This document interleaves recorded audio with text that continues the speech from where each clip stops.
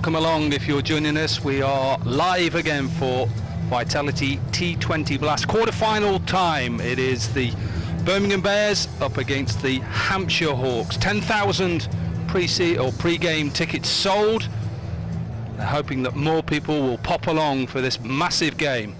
Chance to play in the finals day, which is on August the 16th. We already seen Yorkshire maybe upset the odds, beating Surrey last night.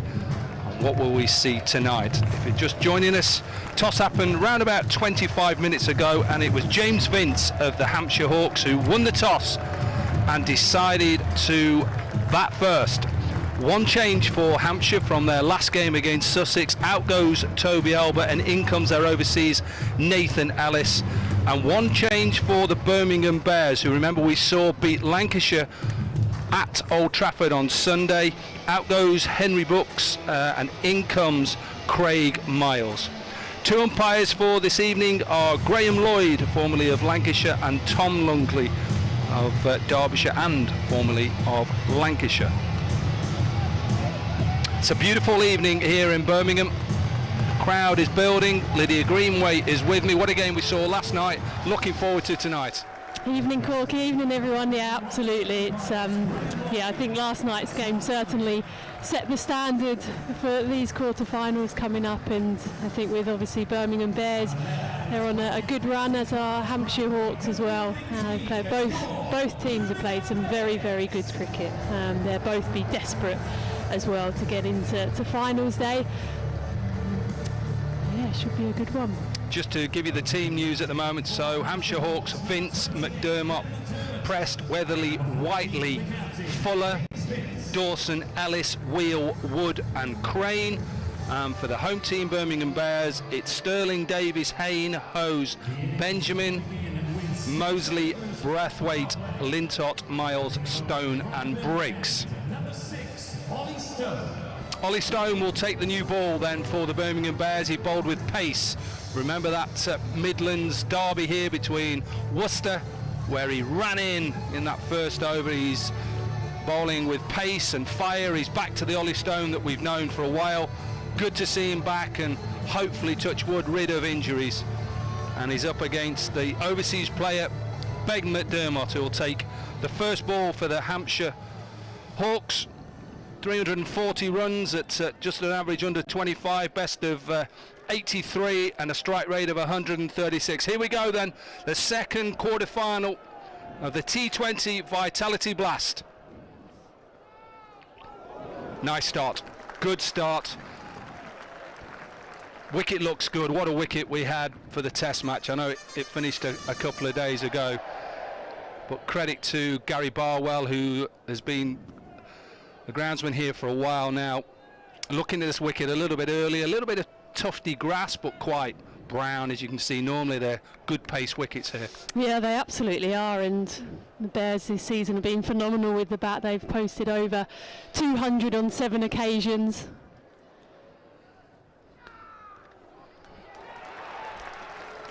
And I think that's obviously credit to the ground staff, but also I think the way that the Bears have been playing. I think if you look at their batting lineup, it's probably one of the most destructive in terms of sheer weight of runs scored, but also the strike rates as well that they've been going at. And I think for Hampshire Hawks, obviously James Vince has been in sublime form, really, leading run scorer in the competition.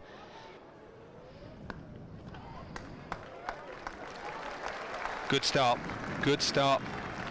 3 dot deliveries. Carlos Brathwaite, who lost the toss, said he was very happy. He would have bowled first. So both captains doing what they wanted to do.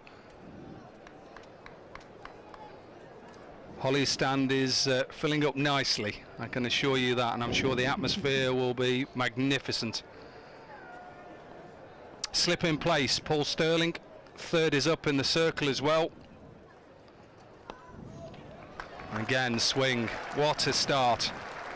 It's what you want, is it, as a captain? Set the tone, senior player Ollie Stone. Yeah, absolutely. It's been so good to see him back to full fitness. He's really struggled with injuries. I think he's had 3 stress fractures over the course of his career, all his back. First couple that he had, he just tried to do the good old-fashioned rehabilitation, but And the third one, he went for the operation. Fingers crossed that's working. Clever again. Clever from Ollie Stone. Ben McDermott trying to stay leg side and open up that offside, and he just follows him. Chat coming from Vince now, maybe just telling him don't worry, don't panic, still a long way to go in this this innings. A man who's done well on this ground, James Vince, in quarterfinals of old. Could it be a maiden? Oh, off and running then. Still a good over for the Birmingham Bears. Just one from it. Hampshire, one without loss. Yeah, very good start by Ollie Stone. As you say, it's just bowling with good control at the moment. And what we saw when we covered one of the other games that the Bears were playing in, he had that sort of grit about him. He had, you know, sometimes as a fast bowler, I'm not talking from experience, Corky, but I'm sure you can appreciate it. I think sometimes if you are struggling with injuries, you worry more about that than actually being in the moment and being in the game. So for Ollie Stone to see him playing with that freedom is great. Craig Miles then, who is back in the side for the expense of Henry Brooks, who was obviously bowled that last over at Lancashire.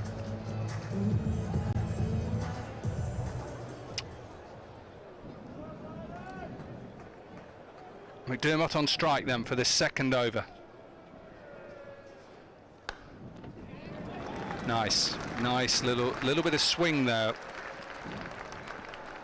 and under a bit of pressure already, McDermott, who is just 1 from 6 deliveries. Niall O'Brien and Oliver Hannon Dolby are going to be with us throughout the night. Interesting to hear the local man's opinion of his team.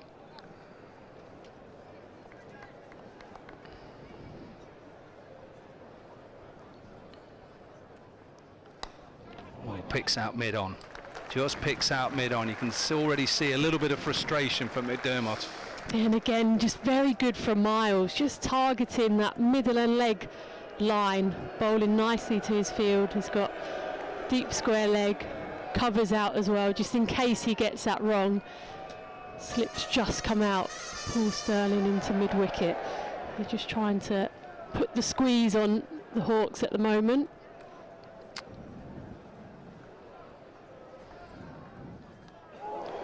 Oh, top edge, got away with it, McDermott. Frustration, but he needed that boundary to try and get off and running. It's been good from the Birmingham Bears, and something had to give. Yeah, just searching for it as well, McDermott. That was quite wide, but he played that shot mainly on length because it was so short. Tried to club it over mid-wicket, mid-on region, top out, top edge, over the keeper's head. We saw a couple of those yesterday at the Oval, not top edges, but just carrying over the top of Ollie Pope's gloves. Oh, that's a slog. That is a slog from McDermott.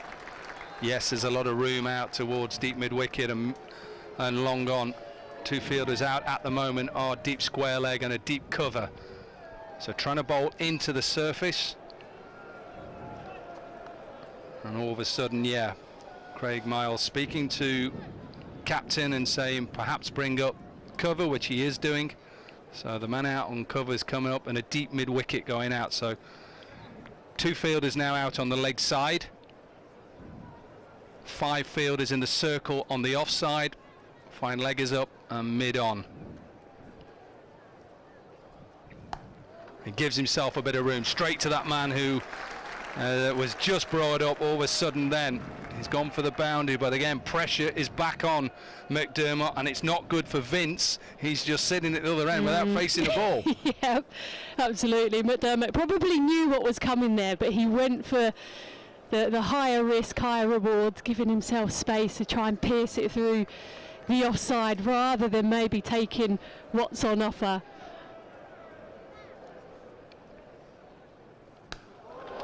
Does he get enough of this? Does he? All the way, smashes it. It's the way, if it's in the arc, it's going out. And the first maximum of the evening finishes off that second over. It's 11 without loss.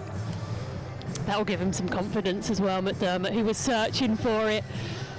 He just really wanted to find that boundary, get up and running, and as a batter, once you find that boundary in a convincing fashion, it just gives you a bit more confidence. He's managed to catch up slightly, 11 now off 12, and Vince is finally on strike. Well, it's amazing. As a bowler, you actually love these occasions when somebody is, you know, missing a few balls like McDermott. He's always going to connect in one. And sometimes a batsman can overthink it sometimes and think, I'm behind here, and it gives you the chance of getting a wicket. So in some ways McDermott should stay patient, and what he's got to do is try and rotate. If he cannot hit the ball, get Vince on strike. He is now on strike for his first ball. Slip in place for Ollie Stone's second over. Shout of you Bears. Yeah, he's gone straight away again. You saw the signal to Paul Sterling. Slip out, mid-wicket in place. I think that's the right decision. There hasn't been too much seam, and the swing has gone. Yeah, and I think the line as well that Stone's bowling, he's looking to go that middle and leg. Obviously trying to gamble ball one, see if they can sneak a wicket, but then try and protect the rest of the over.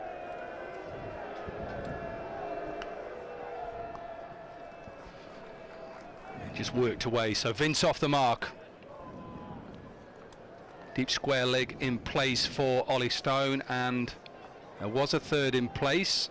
Whether that stays in place for McDermott, no. For McDermott, he's having a fine leg, and third is up in the circle. So again, back to those 5 fielders on the offside. I think you're right. They're going to go that straight line, bowl it into the surface. You want to try and pull me, good luck. Gets away with it, gave himself room, and it was a Yorker delivery, and he gets a little bit of an edge, and he gets another boundary. Yeah, streaky from McDermott, but the thing is, he's at least showing that intent, which is exactly what they need in these first 6 overs. You have to be willing to take on the bowlers, and on that occasion there, he was just looking to go up and over the offside. Ollie Stone actually probably executed what he wanted, that spearing leg stump Yorker length.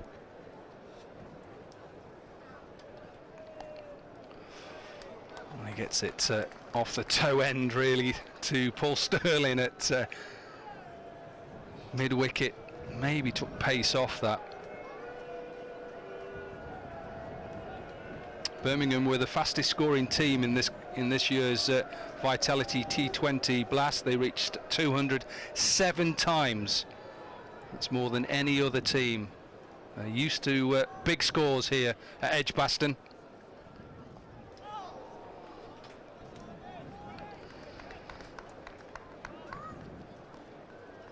You just look at the 2 key men in both sides really, Vince being one, Hose in another. They've got some big hitters, Birmingham, but if you look at 541 runs for Hose, over 600 is 1,100 runs. You'd expect maybe this quarter-finals will be settled out of which one comes off today. Yeah, I mean, that's what you always want, your players who have been keen in the group stages. They're the ones that need to kick on. They're the ones who have done the bulk of the work.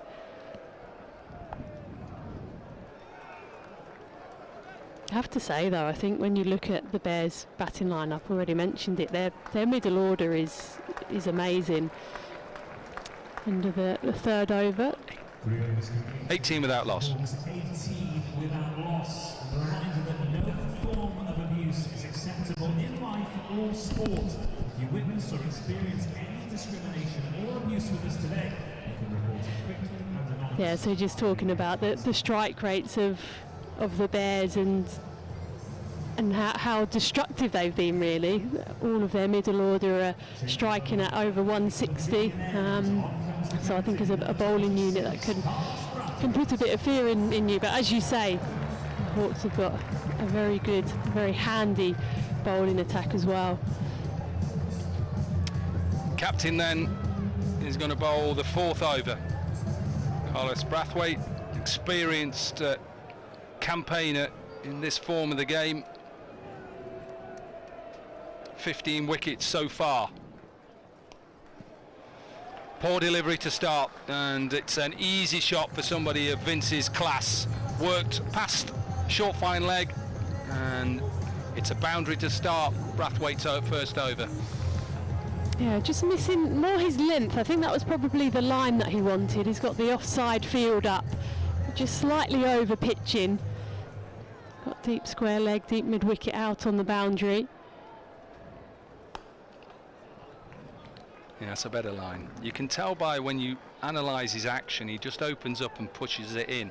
So anybody who's got that sort of action, they can't get too close to middle stump really, because batters now just look to work and use the pace. So he has to pretend that that middle stump doesn't exist and go for just the stump, another stump outside off, so a fourth stump, just that area. That's as close as I think he needs to be. Yeah, better length as well that time, not quite full enough for James Vince to feel he can drive that either. Mid on and mid off up in the ring.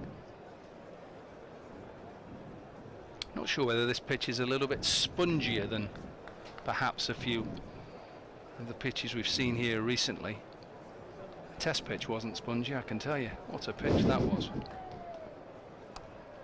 Pulled away and straight to the fielder at deep square leg, just the one. You can tell that Vince is trying to stay deep in his crease, and anything short he's going to try and pull out the ground or to a boundary for a boundary.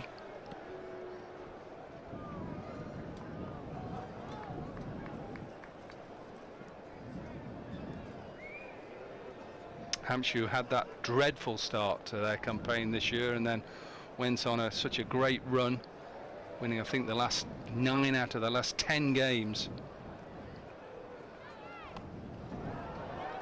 Helped again.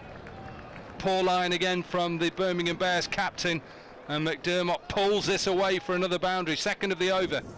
Yeah, this time slightly shorter as well from Carlos Brathwaite, just allowed McDermott just to flick it off his hips. There's a short fine in the ring.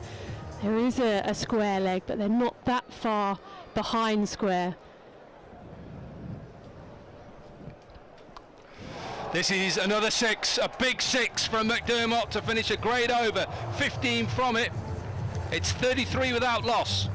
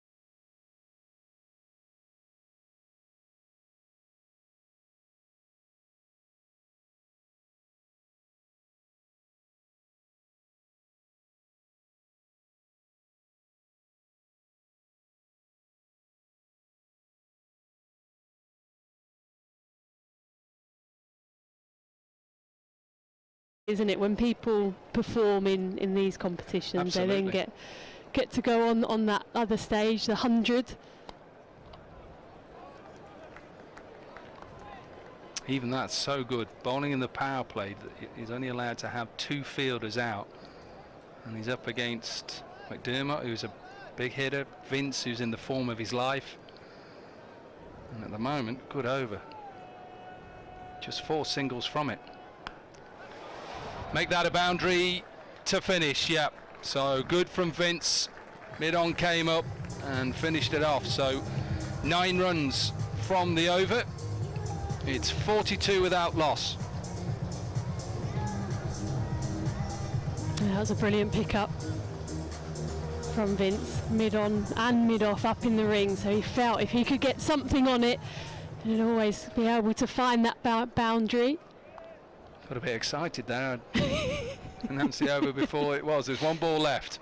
So 10 runs comes from Dan Mosley's first over. 5 overs gone. It's 43 without loss.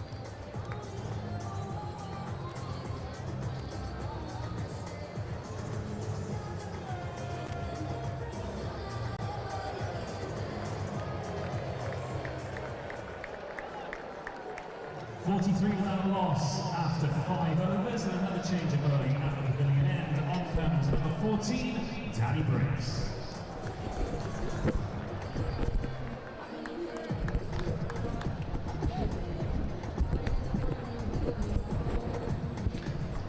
Well, left arm spin, Danny Briggs. Wonderful control, not a big turner. Extremely accurate. Good start here for the Hawks. Winning the toss, batting first. Good surface. James Vince has been quiet so far. Sounded good, sounded really good. Half a dozen into the stands. Well. The Hawks on the charge now after a quiet start. Oliver Hanlon-Dolby alongside me. The Bears quick. Bit of work to be done. Yeah, thanks for having me, Niall. Nice to be here, everyone. Unsurprisingly, last over of the power play goes to Danny Briggs, our most experienced bowler, and starts off with a decent ball, but a great shot there by James Vince. 6 right over long on. Half a chance there for Briggsy. Vincey just trying to knock a single out to long off, which he does, but just evading the grasp of Danny Briggs there. Yeah, 2 informed players for the Hawks. McDermott's had a good campaign. He hasn't had a wonderful campaign, but he's looked good at bat in hand. That sounded really good. It always makes a good sound of the bat. Captain Carlos Brathwaite is inside the ring and mid-on. That's gone a long way back. Another 6, 50 up for the Hawks. Yeah, another lusty blow there. That was a great strike. Like I said earlier, very difficult over to bowl, the last of the power play. Briggsy is the leading wicket taker in British T20 history in the blast. He's a great bowler, but a tough job for him here to these 2 great players. Gives himself a bit of room. Orthodox sweep, beats the man inside the ring. 2 men in behind square, but McDermott evades both, and it's raining boundaries here for the big Aussie. Yeah, Briggsy obviously only allowed 2 out here, so he's got a deep mid-wicket and a long on. McDermott wise to what he's doing. Briggsy going to try bowl as straight as he can with that field, and just helps it around the corner there in between Sam Hain and Dan Mosley for 4.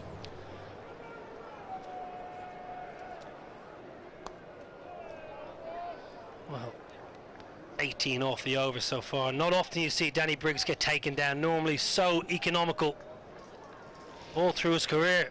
You go back to his days at Sussex and Hampshire, of course. Very rarely gets taken down, but he's gotten some treatment here. Well, a rarity. Nice dot there. End of the power play. Really good for the Hawks. 61 for no loss. 61 without loss, and that concludes the power play. So how are things? Yeah, I'm good now. Nice to see you. Been a long time, hasn't it? Dapper as ever, sir. Oh, thank you, thank you. You told me to say that, didn't you? I did. How's the season been? Yeah, great. Yeah, I'm obviously not involved in T20, but this team has just been phenomenal. As Lydia was mentioning, the batting power we have has been unbelievable to watch. But yeah, I'm in the red ball side at the moment, so cracking on with that, bowling a few overs, but yeah, loving it. Still loving it. Yeah, I saw you bowl a few overs in Northampton last week. It looked a pretty flat feather bed at Wantage Road. And our first sight of Jake Lintott here this evening. The spin twins, him and Briggs, work a lot in tandem together, so it'll be very interesting to see how Jake goes here. Yeah, he bowled quite short up at Old Trafford on Sunday and starts with a floaty full one. It's pumped through extra cover, and Ben McDermott's got a real march on now. Yeah, those memories of it. I think he faced 5 dot balls in his first 5 dot balls he faced tonight. McDermott were dots, so long distant memory now. 39 off 22 balls is a great effort. Lintott over the wicket. Looks a good surface. Dominic Cork mentioned always a good surface here. There is a bit of grass on it, but I just think that's going to carry through nicely, especially as the evening goes on. If we get a little bit of dew here, she'll come onto the bat nicely. So the home side shouldn't get too upset if they're chasing a big total. As Lintott comes in again, good Yorker here. As now mentioned, he's bowling quite full. Just a dot ball down to short third man. This is the pitch that's going to be used on Sunday for the international, the T20 international, England versus India. So we are bang in the centre of the square here, and yeah, it's a good wicket. It's an international wicket, so expect a few runs to be scored here on an absolutely glorious evening here in Birmingham. As the big skipper Carlos said, there's a great bit of fielding to get a dot for Jake Lintott at short cover. Yeah, saved a couple there. Carlos Brathwaite diving away to his right.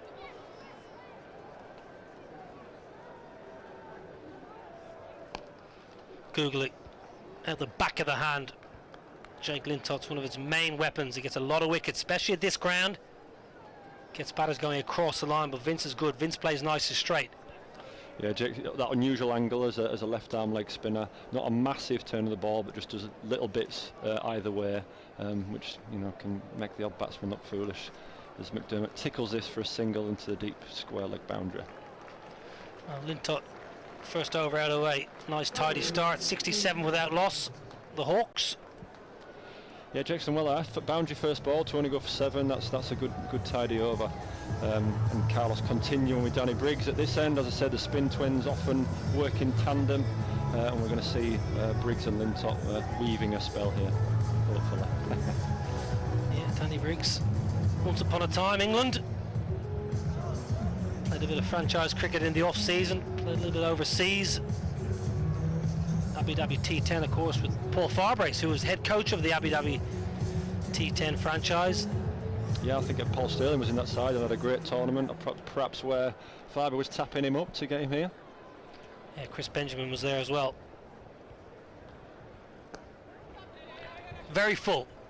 Evident that both Briggs and Jake Lintott have bowled very full to both Ben McDermott and James Vince. More protection leg side now. Sweepers are long on, deep mid wicket, and deep square leg on the leg side, long off and deep cover. Briggsy comes in again. Vince again, nice and full. Big heave of the bat, and that is a glorious 6 over long on. No chance for the fielder. It's 10 rows back. That is a glorious shot from a man who's in fine form in all formats of cricket this summer. Yeah, brilliant player, James Vince. So elegant, so easy on the eye. This one was probably slightly ungainly for James Vince, but the connection and the commitment was the key here. Took the long boundary on leg side, wasn't worried about the boundary riders. Cleared the ropes easily. Good sized boundary leg side. Briggs under serious pressure. Orthodox sweep, there is protection. So how's the mood been in the camp leading into this fixture? Obviously losing a tight one up at Old Trafford on Sunday, regrouping, bit of downtime, and then back into action for the boys. Yeah, I mean, look at the weather here. Look at the fixtures. A big crowd here, 15,000, something like that here at Edgbaston as Briggsy comes in again, and it's a dot ball to short cover. If you can't get excited for a fixture like this, you've got no chance. So the team have been absolutely flying. There's been some great cricket played, as Lydia mentioned. We've scored 207 times already this summer. As Briggsy comes in again and bowls his full outside off, and that is a glorious shot for 6 over deep extra cover. Briggsy going for the wide Yorker there, just missing slightly, and Ben McDermott equal to it, brings up his 52 off 28 balls, which is an absolutely fantastic effort. As I mentioned, he had 5 dot balls to start with, so to essentially get 52 off 23 balls is a great effort. Yeah, brilliant hitting, great exhibition of power, all about power at McDermott. Yeah, Linters and Briggs are taking a slightly different approach to Dan Mousley, who we saw earlier, where bowling it fast into the pitch, nice and straight. Linters and Briggs are going a bit fuller than that. Hampshire Hawks are 83 off 8 overs. Yeah, great start here for the Hawks. James Vince, if you're just joining us, he won the toss, no hesitation. I want to bat first, a good surface, a team that are batting well, especially Vince himself has had a great campaign. And in a knockout game, you've been there yourself, Oliver Hanaldovi, you get runs on the board, apply a bit of pressure. As you mentioned, probably 15,000 in. James Vince and the Hawks will be trying to put a big score on the board, apply pressure early and see if the crowd maybe get on the batter's back second time round. Lintott to continue. Linters comes in near to McDermott. McDermott making a bit of room for himself, then carving it over the offside. Just looks like he likes that extra cover area and another boundary. Getting a bit dicey now here for the Bears. We wouldn't mind a few wickets on this, I'm not going to lie. Set with my Bears jumper on. A couple of wickets on here and seeing 2 new batters would be something I'd like to see, if I'm honest. Well, 2 full. Both spinners have bowled 2 full here this evening so far. This one a bit more into the pitch. Single worked out to long on. Yeah, perhaps the spinner's going to drag the lengths back slightly. Well, if you bowl full, if you go above the eye line, as Jake Lintott and Danny Briggs have done, you can get hit anywhere. Over the offside, down the ground, slog sweep, drive it into the surface. Floated again. James Vince has been, well, he's been a bystander. Just watching Ben McDermott go about his business. He hasn't had to get into 3rd gear yet, James Vince, which is a worry for the Birmingham Bears players and fans, because once he gets going, hard to stop. Absolutely. Full again. Oh, that's just a slog. It is in the gap, but good work in the deep. Very good. Craig Miles. Yeah, great work out of there, deep there by Craig Miles. He's not your usual fast bowler, not a lumbering oaf like some of us, mentioning no names, Corky. He's an absolutely unbelievable fielder. Keep your eye on Craig tonight. He's electric in the field, not just good with the ball, but he definitely saves plenty of runs and takes some great catches out there. And for the Bears, great fielder. Well, Vince happy to give strike back to the impressive Ben McDermott, who's powerfully built, son of Craig McDermott, of course, the ex-Australian fast bowler, wonderful bowler Craig McDermott. McDermott's had a good couple of years in the BBL. Hobart Hurricanes has dominated the run scoring charts there for a couple of seasons. Yeah, it's a big last ball this, 8 already off the over, hopefully finish with something tidy, which Jake Lintott does manage to do. Gets single out to long off, which takes a total up to 92 off 9 overs. Yeah, 9 overs bowled. Hampshire Hawks 92 without loss.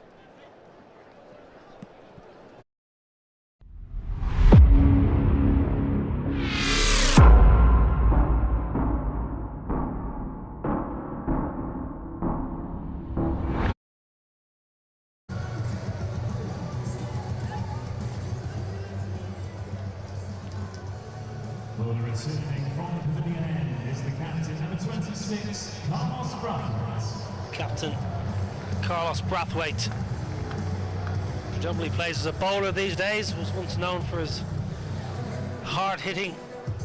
Think of Eden Gardens. Now generally a bowling all-rounder.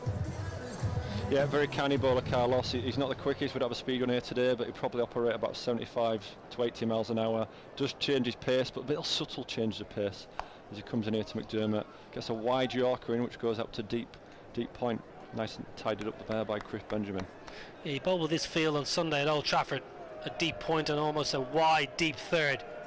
Yeah, it's a wide Yorker field, so he's got his short main up on the short leg side boundary of a short final leg and a short square leg, so it looks like a wide Yorker field to me here.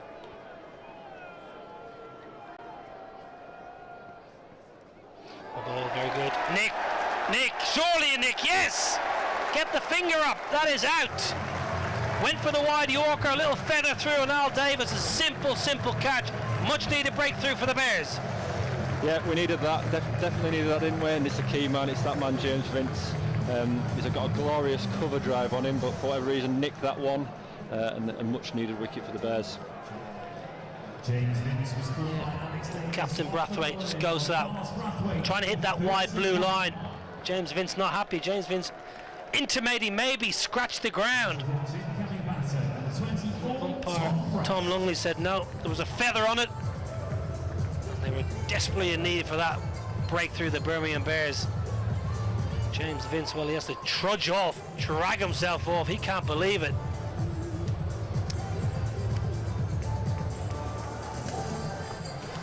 Yeah, for whatever reason, Vince didn't look too happy there, but we'll take it. Don't care how you get them. It's out in the book. Much needed breakthrough there for the Bears. Hopefully that wicket is going to stem the flow of runs a touch for the Birmingham Bears and can get a good squeeze on this new batter. Yeah, well, the new man's going to be Tom Prest, who is, I think, impressed everyone who's come across this year. Was that playing words there, no? Yeah, something like that. I'm not that clever. Good player, England under 19's captain. We watched him in the Caribbean. Accomplished batter, technically sound. Nice to get down the pitch to medium pacer, so we'll see if he's got the confidence to shuffle down early to Brathwaite. Nice touch. That's a lovely delivery there from Carlos. Heavy back of a length, much more orthodox field, not blowing his wide hole now, just bog standard field, and probably going to look to hit back of a length to Prest. It will be interesting to see what he does to McDermott and how McDermott plays it. Will he give himself a ball to get Prest in, or will he keep on smiting it over the offside like we've seen already? Well, you're the current player. How would you evaluate if you were in the Hampshire batters now? Would you ask McDermott to keep going? Yeah, I think keep going. If I'm totally honest, I hate to say it as a Warwickshire player here, I think you've got to keep going. That we've seen already, par score is getting close to a 200, you know, year on year, if not over 200 now. So once you're in like McDermott is, keep going. That's how you're going to get those big scores of 220, 230. The days of knocking it around in the middle overs, getting a score up to 160, they're gone. 160 is not good enough anymore. Carlos answered our question there. He's blowing wide hole. Very good wide Yorker there to McDermott. Oh, got him! Got him! Massive breakthrough! Carlos Brathwaite persisting with the wide Yorker. McDermott trying to run it down past third that was inside the ring, and all he could do is drag it back onto his stumps. Double breakthrough for the captain. Yeah, great bowling by Carlos. Obviously the ball's travelled around a little bit. Let's go to death early. Nothing wrong with going in your death plan in the 9th over. He's executed some great wide Yorkers here. Probably didn't plan to get him out bowled, but we'll take that. And 2 new batters at the crease now is a fantastic double breakthrough for the Bears. Brilliant bowling, great execution. Carlos Brathwaite trying to hit that wide line. That blue line he's aiming for. Nice and falling. I think Ben McDermott just trying to run it past third that's inside the ring. He's thinking, I've got an easy boundary here if I just get half a bat. Well, drags it back onto his pegs, and good move by the captain, got himself back into the attack and picked up 2 crucial wickets. First of James Vince and now Ben McDermott. And all of a sudden the landscape of the game has changed. 2 new men at the crease. Absolutely, yeah. That's what you always talk about in any form of cricket. 2 newies, and the game soon changes. So for Carlos to bowl this over, a high pressure over, with two batters in and horning it everywhere is a great effort by Carlos. And to get them both out is again fantastic effort. And we've seen a much more orthodox feel here from Carlos. Probably going to abandon that wide Yorker field now, or wide Yorker plan now, and go a bit more orthodox. The new batter Joe Weatherly. Yeah, crowd is up now, making plenty of noise. You Bears is the chant. Well, that's a great over. Brilliant by the captain. Just 3 runs off it and 2 wickets, 2 massive wickets. 10 overs bowled. 95 for 2.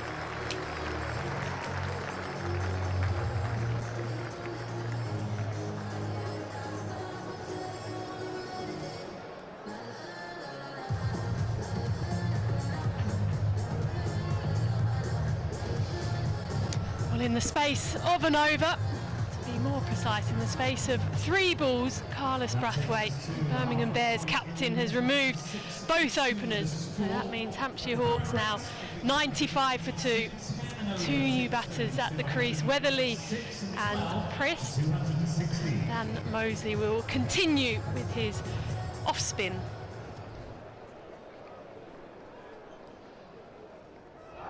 Well, that's a big shout. Might have been hitting outside the line. Bears interested.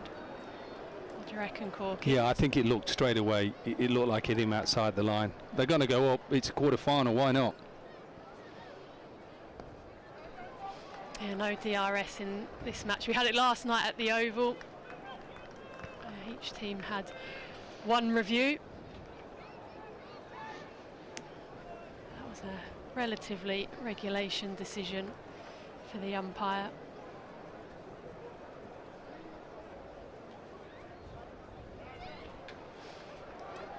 Good running from these two. They're just in this period now where two new batters at the crease, halfway point. Now they probably haven't got too much time to get into their work. We know it's such a good wicket here at Edgbaston.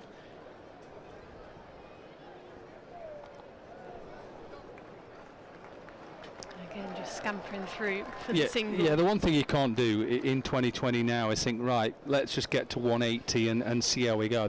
They'll keep going. They'll keep going. You know, they've got some good players to come in as well. Fuller, Dawson, Whiteley. So some big hitters, same as, you know, the Birmingham Bears as well. So 2 or 3 balls, then that's it. They've got to go. Simple. Goes look to the reverse. Short third, in the ring and point. So just looking to go up and over. Would have been a good option. Just couldn't quite make contact. Goes again. That's a bigger appeal. And the umpire this time says, yep, that's good enough for me. And Mosley getting his first wicket of the evening. Birmingham Bears now picking up 3. Hampshire 98 for 2. Yeah, 3. it's clever. It's clever from Mosley because I think he realises that Tom Prest likes that shot, wants to play that shot. He talked about the 2 fielders up on the offside, so he goes quicker, flatter, straighter. It's a simple decision, a good decision from Graham Lloyd, and delight for Dan Mosley. All of a sudden they've turned this match around with wickets from Brathwaite and now from Mosley, and it is the end of Tom Prest. 98 for 3 now, Warwickshire. Birmingham Bears have got Hampshire Hawks, and all of a sudden they under a bit of pressure. Yeah, it just goes to show, doesn't it? Sometimes in T20 you can feel so far out of the game. You can feel like the team's getting away from you, and Hampshire Hawks are just getting that momentum. Suddenly now, Birmingham Bears have managed to pull it back. Carlos Brathwaite bringing himself back into the attack. He removed both the openers. And then Mosley just picking up the most recent wicket, Plum LBW. I'm going to see Craig Miles.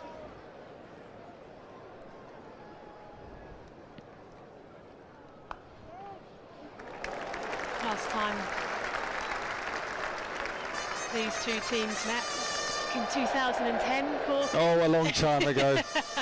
The quarter-final, wasn't it? It was, yeah. Here on this ground, I think James Vince was playing 60-odd. Danny Briggs was playing for Hampshire. Yeah. Chris Wood was playing for Hampshire. Yeah, it was a quarter-final where I think we eventually won off near enough the last ball. Chased it down. Vince was 66 not out. Looking at the bowling figures as well. Briggs was the pick, 3 for. So D Cork, 1 for 24, 25 of your quota. I was fooling them again. I thought I was good. Treated me with respect. They should have just slogged me out of the park. No, it was a good day. We had a very good team at that stage, the likes of Jimmy Adams and Neil McKenzie. Mascarenas was injured, Pothas was injured. The likes of Dawson, myself, Abdul Razak was our overseas player as well. It was a good victory, and we went on to go and win the competition on our home ground that year, where, whether you say technically we beat Somerset, we drew on runs, and Marcus Trescothick forgot to pick the ball up to run Dan Christian out, and we won the game.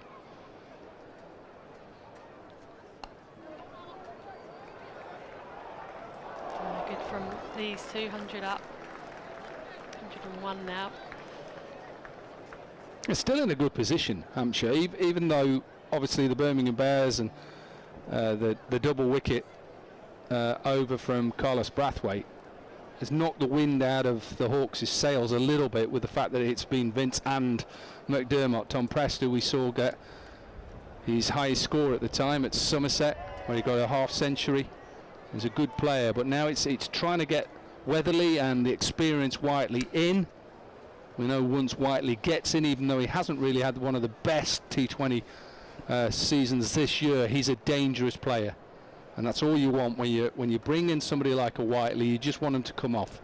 If he comes off tonight, Hampshire Hawks will be in a good position. But at the moment, you look at the Birmingham Bears side here, they look a confident side, even though they lost that game at Lancashire last over, could have won it.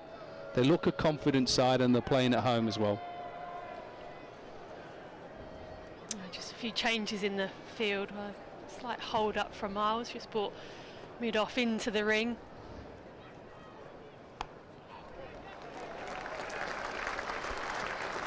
Yeah, Ross Whiteley, as you say, Corky, hasn't had the blast campaign that you would normally associate with him. 158 runs, striking at 131, but he's got it in him. He played, thinking back to last season, he had a brilliant innings for the Southern Brave in the final, 44 not out.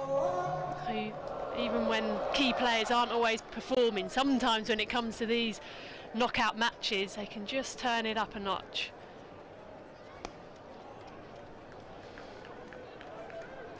I'm going to push for a couple, but just settle on the one. From Jake Lintop, patrolling the boundary down at long off. Yeah, what you say when you're playing against somebody like a Whiteley, don't allow him to get an early boundary. Just don't allow him to just get in. What he wants to do is he wants to try and get his hands through it. He's not a sort of guy who'll just go 1, 1, 1. He wants to hit an early boundary. You cut that off, you put him under pressure.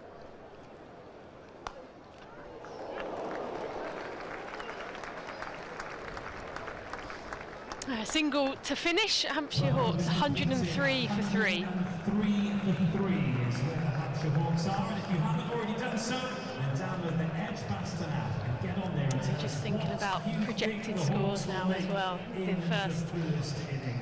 first innings total, the average for the competition so far in the Blast has been around 176. It's the highest it's been in the competition's history, and it's interesting listening to Oliver as well, just talking about the approach to batting these days. You mentioned it as well. Even when you lose wickets, you know you have to keep going. Try and get a total on the board.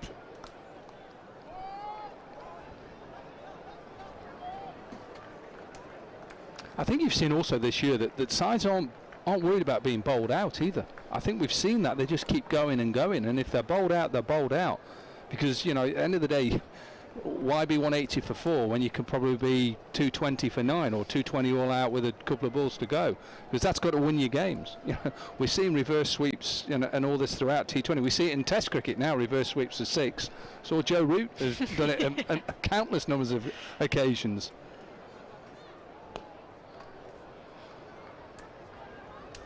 Covering a game at Chelmsford the other day, Essex. Yeah. Phenomenal. What was it, 150 in the last 10 overs? Essex Glamorgan, yeah, they just went, didn't they? Oh, just went. Who would be a bowler? Absolutely. Paul Walter, I think, wasn't it? Kept hitting it into the stand. Dan Lawrence. That's it, and all of a sudden now you can just feel a bit of pressure. You know out there that it's not going as well as what Hampshire want it to be. So all of a sudden now, Weatherly, Whiteley, Mosley bowling well into his 3rd over, pressure. Yeah, both these teams back deep as well for the Hawks. Still got James Fuller to come in, Liam Dawson can hit a long ball as well, Chris Wood. It's the same for the Bears, they both bat relatively deep.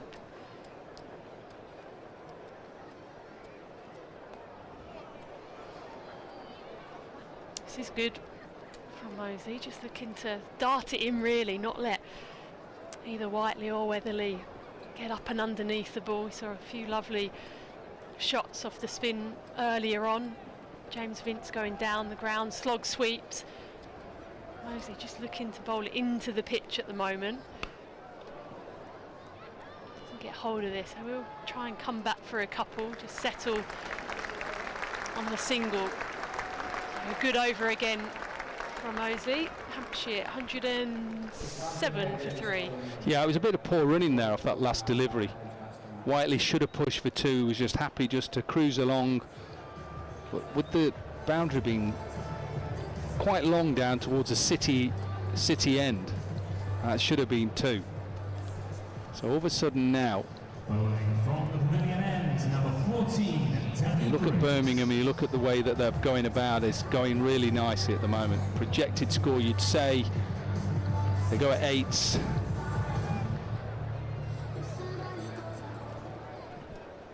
Just trying to work that out. Well, 8 gets them to 164, that's not enough. A good piece of fielding, so 8s from here gets them to 164. They need at least 190 keeps them in the game. I think they need 200 because of the strength and depth of the Birmingham Bears team.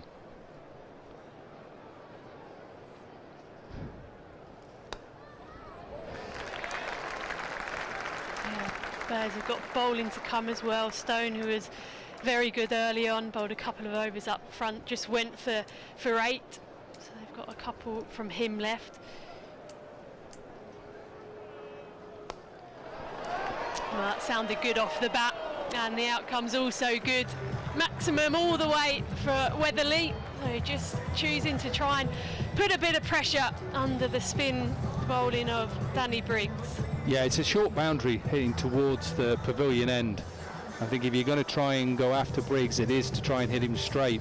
Very rare does he give it any flight. He'll bowl it into the surface. It's just had a little bit of flight on it, and it's a good shot by Weatherly.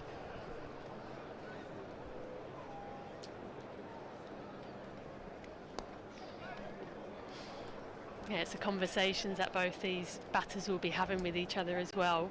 Which batter might fancy a certain bowler? Sometimes, you know, as a right hander, you might not always feel that comfortable with the ball turning away, but others do. So I'm sure they're the other conversations that will be happening between the two out there. Which bowler should we look to take on? Briggs has gone for 42. You don't see this very often. Yeah, it was the intent, I think, that James Vince showed early on, and whether that's something that they spoke about.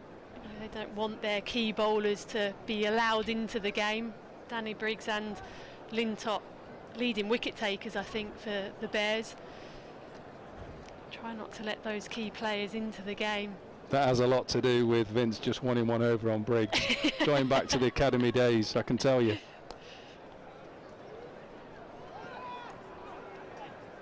Again, just settle on the 1. Well, we saw McDermott get off to a slow start, didn't we?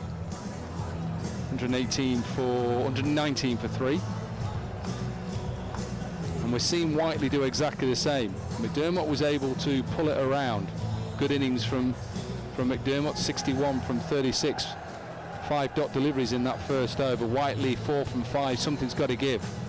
You can't just look to just push it around. There's too many big hitters left to come for the Hampshire Hawks in Fuller and Dawson, Ellis as well. Weatherly 20 from 17. And what are we? We're 6 overs left. So 36 balls. At the moment, Hampshire Hawks are struggling to get to that 200. You're going to see Lintop come back into the attack. Couple of overs so far from him. And straight away, Joe Weatherly goes for the reverse. He'd been searching for that for a while, but that's a really good option. Point in the ring, short third in the ring as well, and brilliant connection. He's a different type of bowler to Dan Mosley, Lintop, because he's more got to get up because of his action, because he's a left arm wrist spinner. There's a little bit more flight on it, a little bit more drift on it, so he can get up and over. So a change in field now because of that. The deep cover has gone more for that reverse sweep. Yeah, sometimes looks like a strange fielding position having that one out there, but I think when your reverse sweep is so strong and that's taken away from you, suddenly you have to try and search for something else. Something building here, Lydia. It's either a boundary or wicket coming in the next 2 balls. I just feel it. Under pressure here, Whiteley. Another dot ball from Lintop. Just looking to give himself some space. He wanted to work that in to the offside.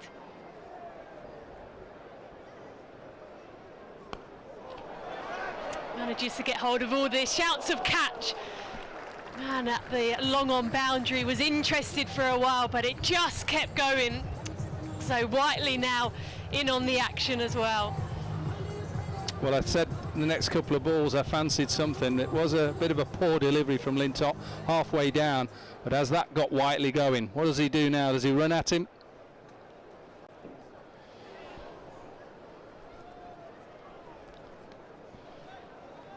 Just a single. Most sides are looking at least 50-60 in the last 5 overs. If Hampshire can do that, it gets them up to 180, 190. Then they have a chance. They go even harder, maybe 200. Oh, that's through as well. That is struck with precision this time from Weatherly, beating both the offside fielders. So a very good over from the Hampshire Hawks. And they move on to 135 for 3.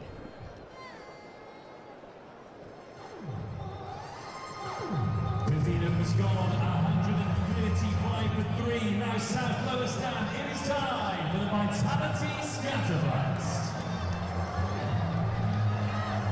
135, the Hawks. 3 down. Whiteley and Joe Weatherly, the 2 batters at the crease, need to put some icing on the cake. They had a great start with McDermott and Vince, and they stuttered through that middle overs. Gee, there's some wonderful bowling from Carlos Brathwaite, it must be said. Still got a good chance to get a good score here, the Hawks, and they've got a very good bowling attack. Yes, that 200 is the score that they would love before ball is bowled and after a good start, but Hampshire, their strength is ball in hand. Ollie Stone back into the attack. Oliver Hannon-Dolby alongside me. What will Stone's method be? Short, or will he go Yorkers? Well, I think we've got a short ball field here. Ross Whiteley is traditionally a bit of a slow starter, and the stats probably do give him a bounce early on, and we have that field. We've got a short ball field. Unfortunately, Stoney decides to go full. It's a nice cover drive, missed by Sam Hain at short cover, and it goes for 4. Yeah, the old double bluff. Ollie Stone set the field for a short one. He's got good pace. Goes full. Ross Whiteley climbs all over it. 15 from 9. Just getting going here, Ross Whiteley. I spoke to him before the match. He's been a little bit down on form, but he knows he's only a couple of balls away from being back in nick. Open stance. Stone charging in. There is that short ball. It's in the air. Fine leg scoots around to tidy it up. What will Mark Robinson and the Birmingham Bears management and captain, etc., at this stage, what will they be hoping to restrict? Well, I think Hampshire will be eyeing up 200, there's no doubt about that. I think if we restrict them to something like 185, 190, I think we'll have done a job well done.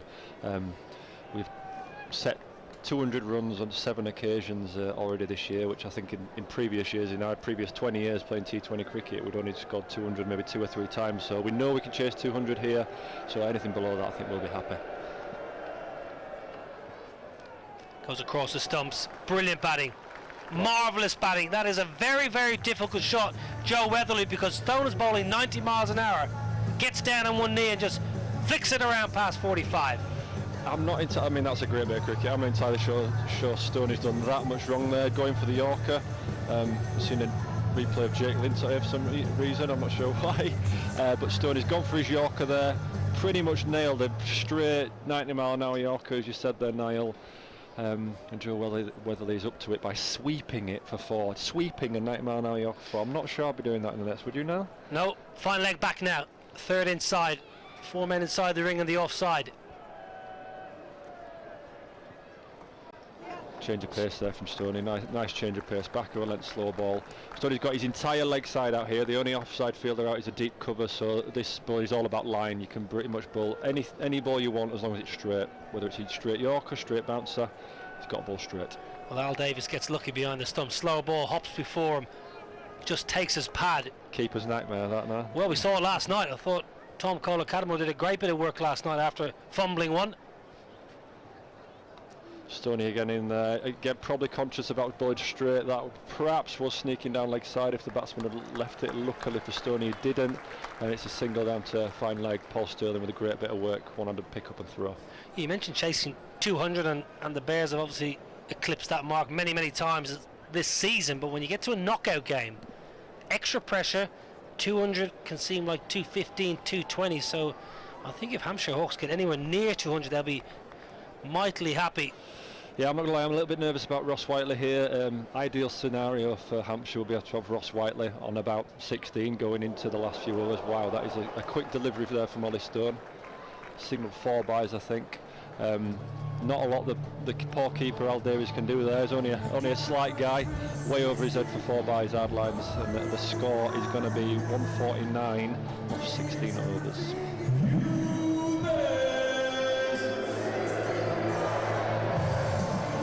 He didn't do much wrong there, Al Davies. Unfortunately, he's about 5'5", so he needed a set of stilts to try and claw that one in. Yeah, we're going to see more Dan Mouser here. He's done a great job tonight. As we mentioned, slightly different plan to the other 2 spinners, bowling fast and into the wicket as straight as he can. Tough job, I reckon, for Briggsy and Lintott tonight. Obviously, they're taking a little bit of tap, but what I mean by a tough job is that the Hampshire players know them inside out. Briggsy grew up at Hampshire through the age groups, but also Jake Lintott had a stint at Hampshire as well before he signed for us. So the Hampshire players know them guys, know those 2 bowlers inside out. As this is hoyed out to the square leg boundary, and he's going to be 4 runs. Yeah, short ball driven into the surface. Good footwork, Joe Weatherly. He's a good player. He's a tall man. He's an elegant stroke maker, but we've seen on a couple of occasions this season he's very adept at playing spin bowling. Excellent footwork and got the ball in the gap, which is the most important. Full now from Mousley, worked out to long on for a single. Were you surprised at the lengths that Briggs and Lintott bowled? They bowled very full. Potentially, I mean, it's a brave length, isn't it? You know, it's a brave, almost 4-day length. If you get a couple caught long on, you look like genius. Unfortunately, tonight they didn't. They've got a few boundaries hit off them, but it's a brave length, I'd say. We've seen here Dan Mouser, he's driving it as fast as he possibly can into the pitch. Perhaps that was the way to go. As he comes in again to Whiteley. Wow, that is hit incredibly hard back at Dan Mouser there. Dan didn't have much of a chance to stop that, and that crashed into the straight boundary before either fielder can do much about it. Yeah, just raw power, that brute force from Ross Whiteley. We all know he has got that in his armoury. Just clubbed down the ground. And as I said, I'm slightly nervous about Ross Whiteley being 20 not out of 12 balls here, going into the death overs, but he's very good at hitting in the death overs. But a good Yorker here from Dan Mousley, dug out to deep mid-wicket for 1. Are they going to come up for 2? They are. Easy 2 in the end. Yeah, it was good bowling. Really good bowling. Just fired in that leg stump Yorker, but on the flip side, excellent batting. Whiteley was good enough, first of all, to dig it out and then realise there was an opportunity for 2. Down the ground, Whiteley looking down the ground. Brilliant bowling. Fantastic bowling. And good keeping as well. Taken between the legs by Alex Davis. Not entirely sure how that's not bowled him. It looked incredibly straight, but yeah, good cricket all round there.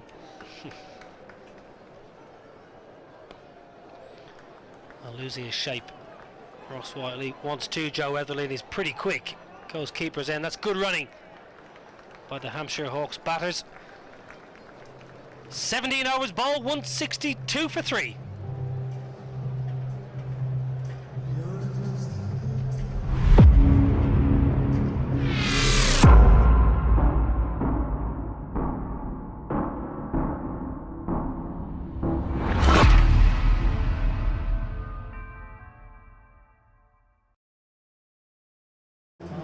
Batters just having a well-earned refreshment. It's lovely conditions, beautiful weather here. It's been a cracking day in Birmingham. Been up here for most of the afternoon. Sun has shone all day. Good crowd, expecting around 10,000 were pre-sold, expecting 2,000 or 3,000 of members and maybe a couple of thousand walking in. So considering it was a wonderful test match played out here, concluding just a couple of days ago, very well supported by the Birmingham public, this is a great crowd again. Yeah, absolutely. The sun always shines in Birmingham, yes. I'll have you know.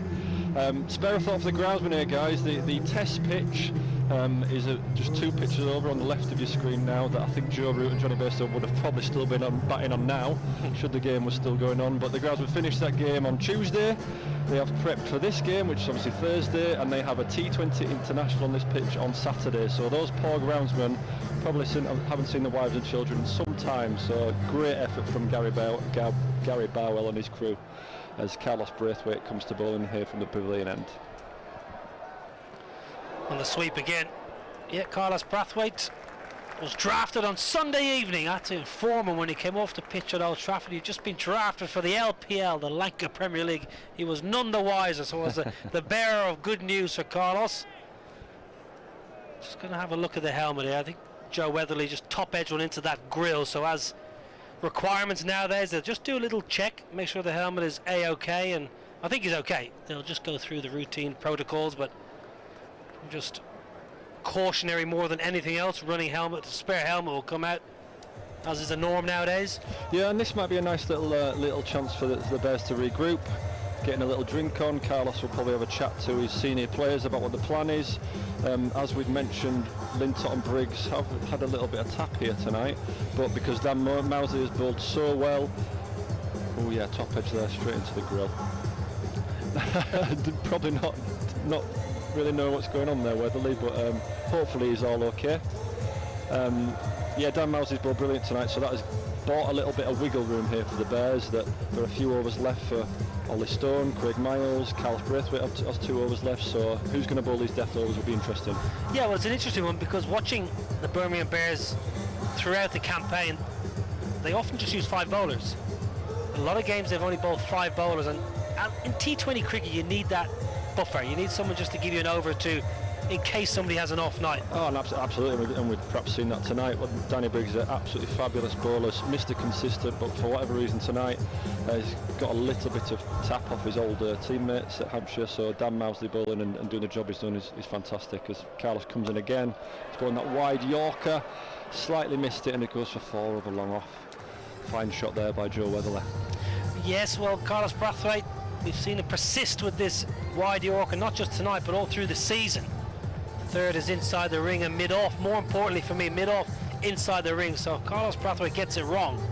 Yeah, I think Carlos is perhaps thinking about that sweep we saw. It was a great sweep off Ollie Stone, so Carlos has his fine leg back, meaning he can't have his long off out, and if you're going to bowl wide Yorkers, I would probably suggest that you need your long off out. He is changing it now, fine legs in, long off is out. Will we see that Joe Weatherly sweep again off the seamers? It's a brave shot. Brave shot. Will it be pace off, maybe back of a length potentially? He was going down for the sweep, but it's a fantastic Yorker there by Carlos Braithwaite. Dug out for a single to Craig Miles in the deep, bringing Ross Whiteley on strike. Yeah, these are the crunch moments, the pressure overs. Carlos Braithwaite taking the responsibility himself. Hampshire Hawks 166 for 3. Should get close to that 200 mark, that magical milestone. They shouldn't be too far away here, the Hawks. Again, I think we might be seeing a bit of a wide hull field, wide Yorker field here from Carlos to left hand as well. Perhaps same tactics, just change of right and left hand. Yep. Deep point, deep cover. It's probably going to be a wide Yorker, this would imagine, from Carlos. Which he tries. It's clubbed down the ground. A great catch there. Fabulous catch there by Jake Lintott on the edge. Trying to go for that wide Yorker. Just missing, if I'm totally honest, but Ross Whiteley not able to get under it quite enough. Lofty hit out to Jake Lintott at the long off boundary. Good catch. Yeah, it was hit out of the screws. Truth be told, Whiteley will be cursing himself because that was there to hit. As a left-handed batter at the back end of an innings when you're going well, 24 off 15, that's exactly where you want it, and Braithwaite obliged. Bowled it in the slot, but Whiteley's got to go. Crunched one to Jake Lintott, gone for 24. The Hawks 167 for 3. Yeah, and the Bears will be very happy to see the back of Ross Whiteley there. He is a dangerous man, particularly at the back end of an innings. When he is in, he is very tough to bowl at, so be glad to get him out as we see it again on the screen. Not quite a perfect Yorker, but I think Carlos will take it. Well, I think you're spot on. You said he gets lucky, and you're right, because that was right in the wheelhouse for Ross Whiteley. He'll be sitting in the dressing room now thinking, how have I not hit that for 6? That is exactly what Ross Whiteley does. Breakfast, lunch and dinner. Pumps that ball down the ground and into the stands. This brings James Fuller to the crease. Now this chap is a fabulous cricketer. Bowls a heavy ball, bowls 85 miles an hour and can whack it miles. It's made in the same sort of mould as Jamie Overton that we saw last night playing for Surrey.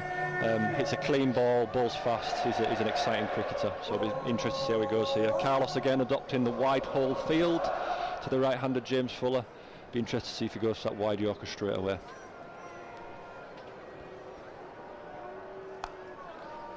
Finds the middle of the blade straight away. Yes, James Fuller, formerly of Gloucestershire and Middlesex, 265 runs, but more importantly this season striking at 153 and 16 wickets to boot. So and he had a good morning. He was roped in by the Southern Brave in the 100. Well done, Mr. Fuller. Yeah, so impressed all that be, Mahela, Jai Warden, etc.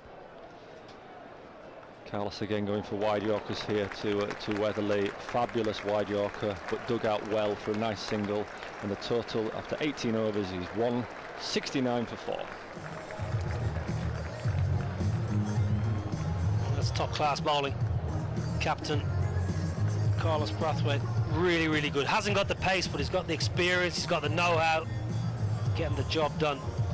Yeah, he's clearly bowling to a plan there. We've talked about it, wide Yorkers, wide Yorker field. It is crystal clear what his plan is, and sometimes the game looks after you, doesn't it? If you've got a good plan, even if you don't execute, sometimes the game looks after you and you get a nice wicket like that down at long off. So it's nice to see Carlos there bowl to a plan and execute. Pace on now, Ollie Stone. He's going to finish. He's got a good Yorker, good bumper. The good thing about Ollie Stone is you're not quite sure what you're going to get as a batter. Could go Yorker, could go ball a hard length, but he's also got that bumper up his sleeve. Great to see him back firing. I've known Ollie Stone since he was a young kid on the Northants Academy. Yeah, lovely lad. Fabulous lad, fabulous bowler, can easily bowl upwards of 90 miles an hour, like you say. Great to see him back. Full toss. Goes for the Yorker. I'm not sure it is a no ball. I think it's a low full toss. It's worked out to the leg side boundary for 2. Well run there. Good running. Well, it is good running because it's not a huge boundary, that leg side. And normally when the ball gets dinked leg side around that 30-yard circle, you get 2. But that was 5 to 7 yards past the 30-yard, and they were in and out quickly. Leg side field, 3 sweepers, long leg, deep square leg, and long on. In the slot, sounded really good, but he's going to find the man in the deep. Yes, he does. Sounded good, but not good enough. Not a big boundary, but just can't clear it. And when Hampshire Hawks are trying to put the foot down, they've lost back-to-back wickets. I wonder if that's just a slight change of pace there from Ollie Stone. It was length, but yeah, not quite connected correctly there from Joe Weatherly, and only equal to the leg side boundary. Catch taken there by Craig Miles. I think it might have been a bit of a slow ball from Ollie Stone, but we'll see when we see the replay. But instead we're going to see Carlos Brathwaite bowl a lovely dot. Well, it's a big wicket, Ollie Stone. That's what you get with extra pace. Slam a ball in the length, you got the change up as well. Not a big boundary that leg side. Weatherly will be disappointed. Couldn't quite get it out of the screws. It sounded good up here from the commentary box, but just obviously maybe just a bit high in the bat. Just falling away a little bit here, I think. Yeah, just what the Bears would have wanted now. 2 new batters at the crease with 1.4 overs left. Exactly what the Bears would have wanted. Well, you're looking at your watch, I just saw Ollie Stone didn't celebrate and just ran back to the back of his mark. I'm just wondering are they a little shy of time here, the Bears? I think they should be okay. The current time is 7:39. The cut-off is 7:49. So 10 minutes to bowl 4 balls should surely be okay. Surely be okay. We don't want any more drama. Stoney comes in again here to Dawson, the new batsman. Hasn't had much time at the crease this season. Liam Dawson been brilliant with ball, mind you. Bowled very well in front of the cameras last week against Gloucestershire, and a big game for the Hawks, and Gloucester needed to win to try and keep their hopes alive, and Liam Dawson turned the ball nicely. Not a huge turner normally. James Fuller, he'll be eyeing up down the ground. Light's going down the ground in Cow Corner. It's heavy back of the length there from Stone. That's good bowling. Fuller is a fine cricketer, but he's a lower order batter. Generally the lower order don't like bounces and balls at the body, so heavy back of a length there from Stoney is great. He's adopting this leg side field that we talked about earlier. He's only got one man out on the deep cover boundary, so essentially has to bowl straight. As long as he's bowling straight, he's happy. Whether that's a Yorker straight or a bouncer straight, it's all about line here for Ollie Stone. Well, keep an eye on James Fuller's feet. Backed away last time. No ball. No ball. Not what you want, Ollie Stone. Bowling so well here, the Bears, and they've clawed their way back into a really strong position. Graham Lloyd, the umpire, was quick to spot the infringement. Ollie Stone's not happy. Free hit. Yep, free hit here for James Fuller. Be interested to see what he does. Perhaps not the momentum shift the Bears want here. Like you say, just clawed it back these last few overs, all the momentum with the Bears. Last thing you want is to give anything back to the Hampshire Hawks with a nice free hit here. Hopefully Stoney can deliver a decent ball. Clubbed away. Man in the deep. He's caught it. It doesn't matter. It doesn't matter. Got to throw the ball in. Got to throw the ball in. Craig Miles, what are you doing?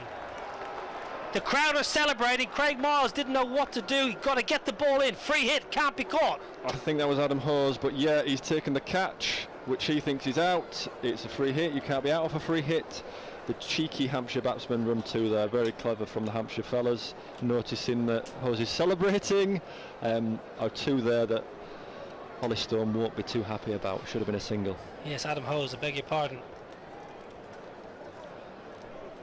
Thought it was Craig Miles. Well, that was an elementary mistake. One more than they should have got.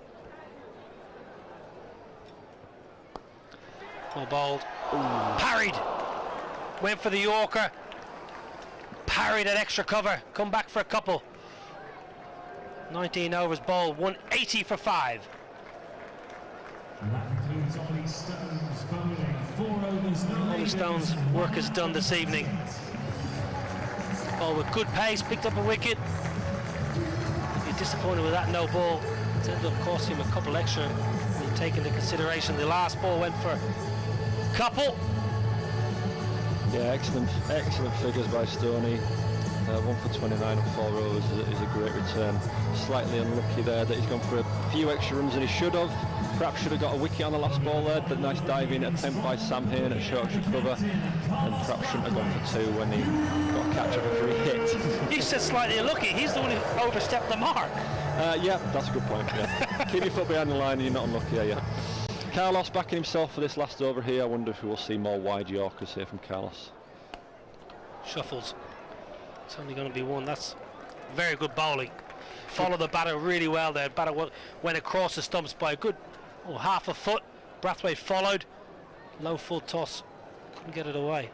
Yeah, good bowling. Clever batting by Liam Dawson there as well. He knows Carlos is going to be trying to hit that wide line on a Yorker length, so tries to get out to it and dinks it for a single out into that square leg boundary. Down the ground. Hit down the ground. That's going to be a wide. Even though the batter moved across a little bit. Carlos Brathwaite probably just overcompensating. But the bowler was saying, you've got to give me a bit more umps, but I think he just gave him as much as he could. Good well, call. We all know it's a batter's game, don't we, Niall? You know, anything outside that tram line is going to be given a wide, I would imagine. But that is the danger with bowling wide Yorkers. You do flirt with that wide line. Carlos has done it brilliantly so far tonight. Hopefully he can finish off here.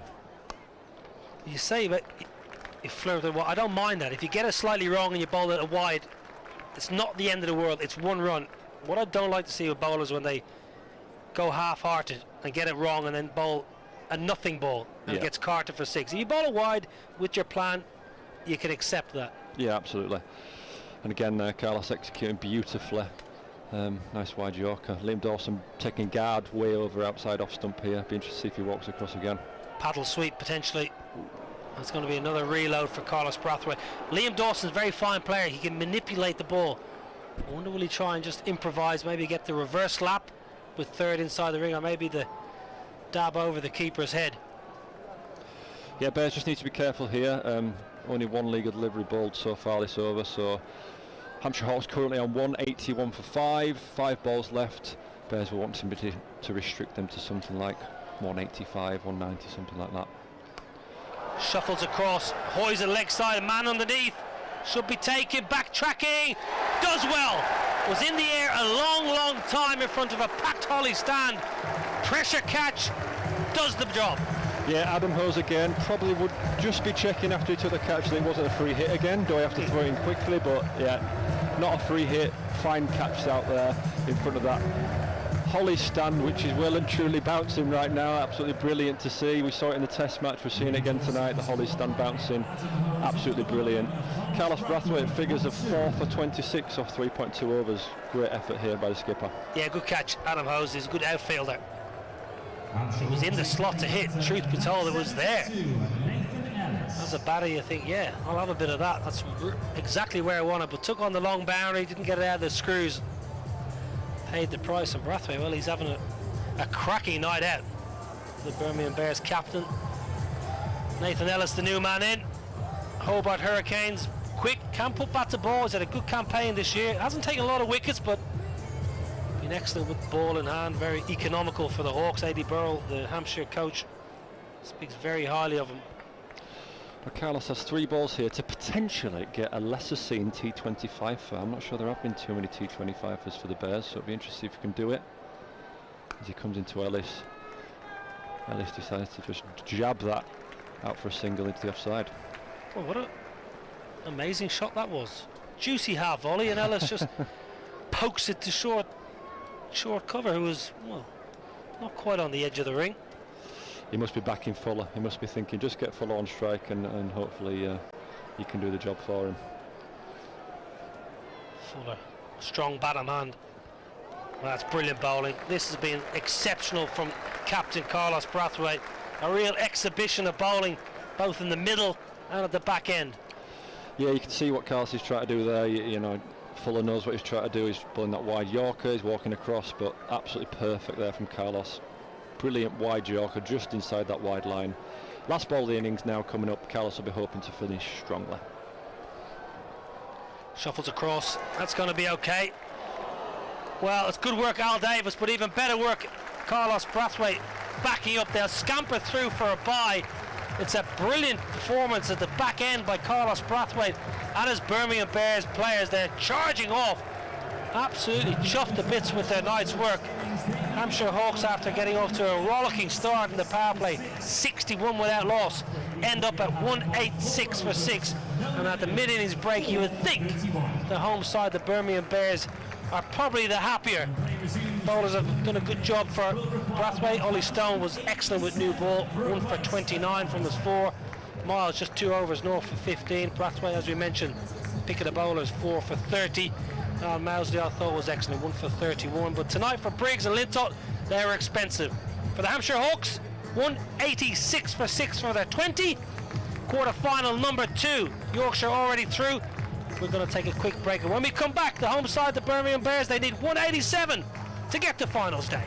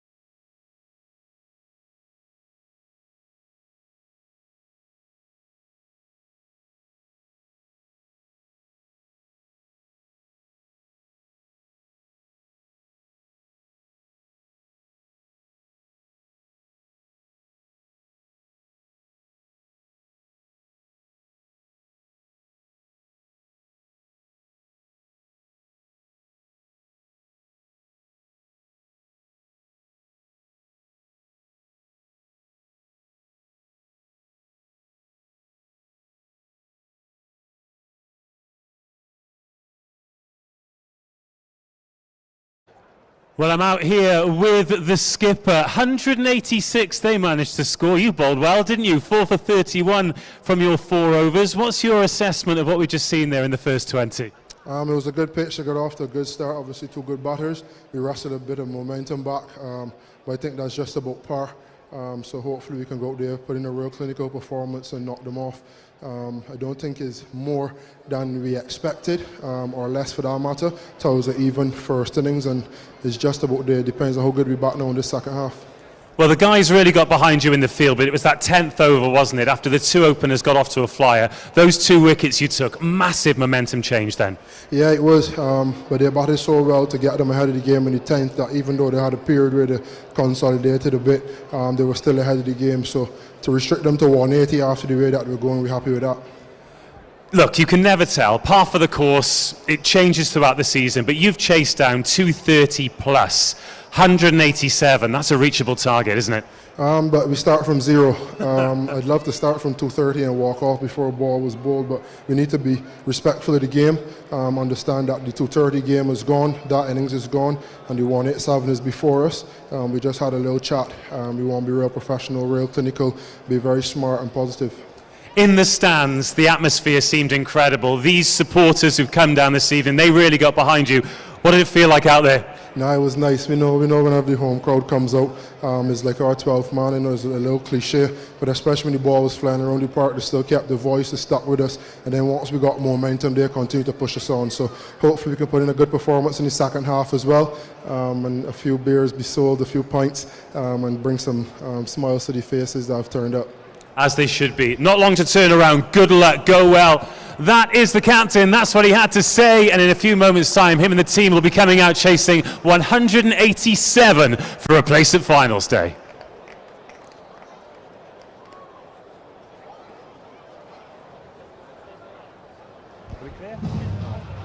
I was waiting for the camera to give you a thumbs up to say we were clear.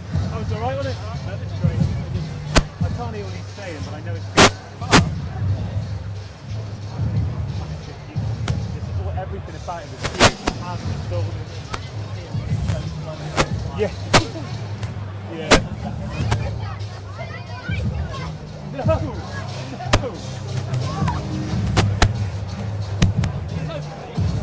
I'm not, but I'm always on the road, so I'm always available. But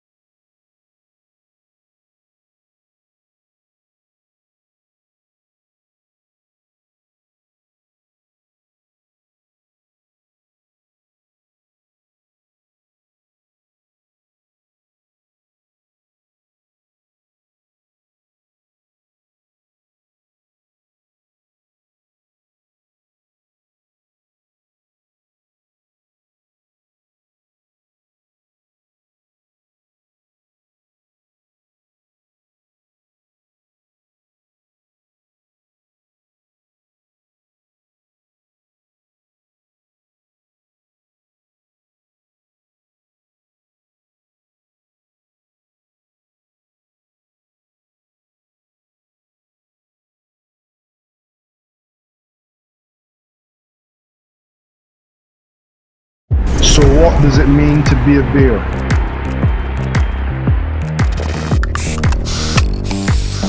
We are proud of our history, our county. Its traditions, its people. We're bold and brave and never give up. We're outspoken and encourage others to speak up. This is our home, a home for everyone. Support our communities who support us. And this is our time for our fans. The shackles are off. Welcome back to Edgbaston, this second Vitality T20 Blast quarter-final.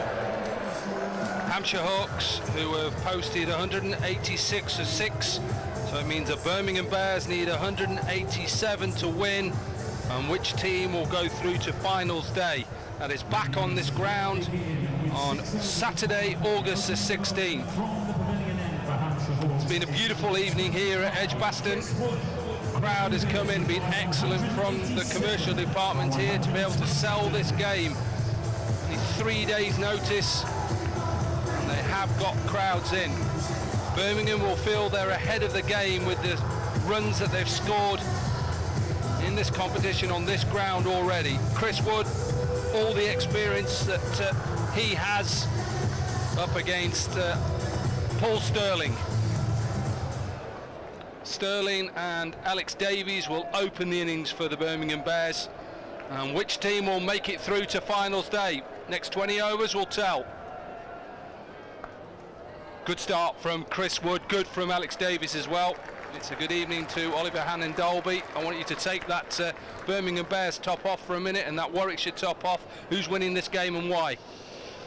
Honestly, I know what you're going to say back to me, but I think the Bears are going to win this. They've posted 200 on multiple occasions already this summer. 7 times I think it's got 200. I think Hampshire started absolutely brilliantly, but perhaps lost a little bit of momentum down the back of the innings. They'd probably be disappointed they didn't post 200. Yeah, I think the Bears are going to knock this off. I'm not sure it's going to be easy. Runs on the board is obviously important, but I'm backing the Bears. A little bit of bounce, a little bit of seam. He's a good bowler. Chris Wood, the 2 games we've already seen this season where he's taken wickets was that game at Somerset where they were able to defend that big total where we saw James Vince get 129 not out. He came back in, I think, the 12th over and bowled well, and then he bowled well against Gloucester on a low-scoring game. Down the wicket from Alex Davies. He's a powerful player and he loves the cut. Yeah, that's an absolutely fabulous shot. Absolutely nothing wrong with that ball. It's probably going to swing back to the top of off stump. A little bit of shape here for Wood, but Alex Davies charging down, making room and smiting that over the offside. Fabulous shot.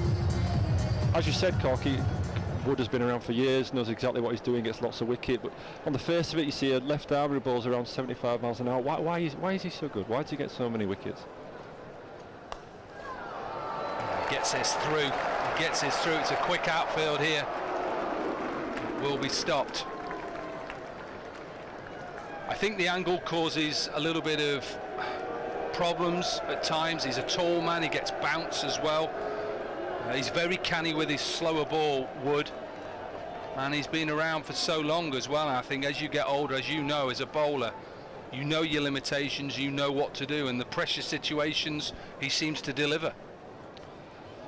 He won't be worried that Alex Davies is running down to him or giving himself a little bit of room. He'll set his stall out, he's got a deep point out, deep square leg out, and he'll bowl it into the surface. Very rare will you see Chris Wood floated up there. So slams that hard back over length. Well, as you say, he's done it time and time again for Hampshire.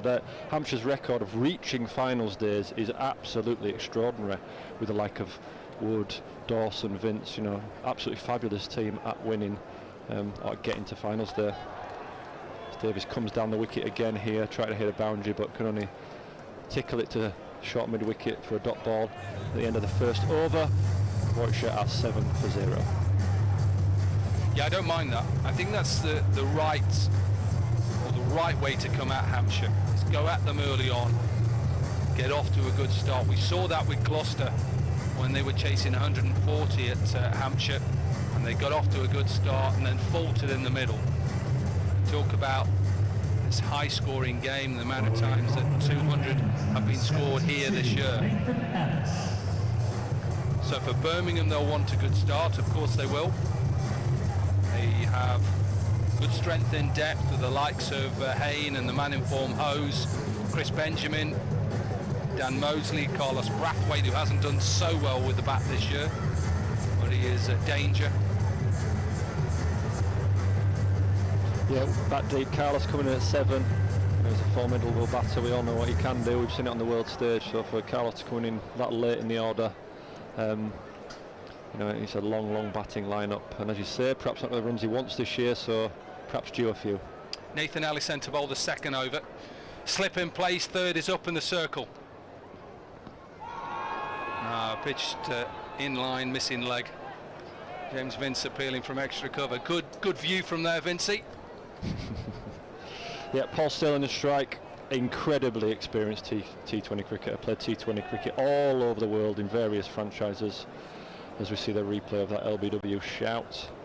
Good decision, Corky, probably just sliding down leg, I'd say there. As well as playing his trade for Ireland, absolutely fabulous cricketer. On T20 debut for the Bears, scored a magnificent 100, so it'll be great to see how he goes tonight. Slower ball, should be Hampshire's first wicket, is Hampshire's first wicket. It's clever from Ellis, it's clever from Hampshire. They know how to win games, and it's the end of the dangerous Paul Sterling. Absolutely fabulous slow ball there from Ellis. I think that's a back of the hand slow ball, no discernible change of action. Obviously just came out slower and totally deceives Paul Sterling there, who trudges off a little bit disappointed, but I think he's been done by an excellent slow ball there. Yeah, he was practicing for a long time, Nathan Ellis, before this game. Brought back in place of Toby Albert, and they wanted to get a quick wicket. They have got a quick wicket. And you can see that Sterling tries to go over mid-off and mid-on. And it's a simple catch.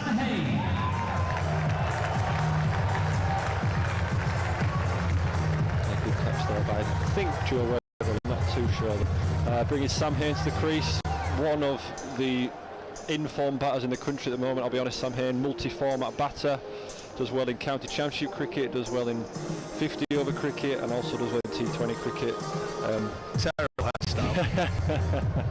Sure about that hairstyle at all. Look at that. Not a fan of the mullet? Well, I suppose I can't really say a lot about hairstyles, the amount of hairstyles I had throughout my career, but different one. Yeah, you're right, 377 runs. Good strike rate of just over 160 and a best of 112. So a man who's in form, a man who likes to run down the wicket quite early on in his innings. We saw him here against Worcester, run down first ball. It didn't work. He didn't do it against Lancashire. Will he do it tonight?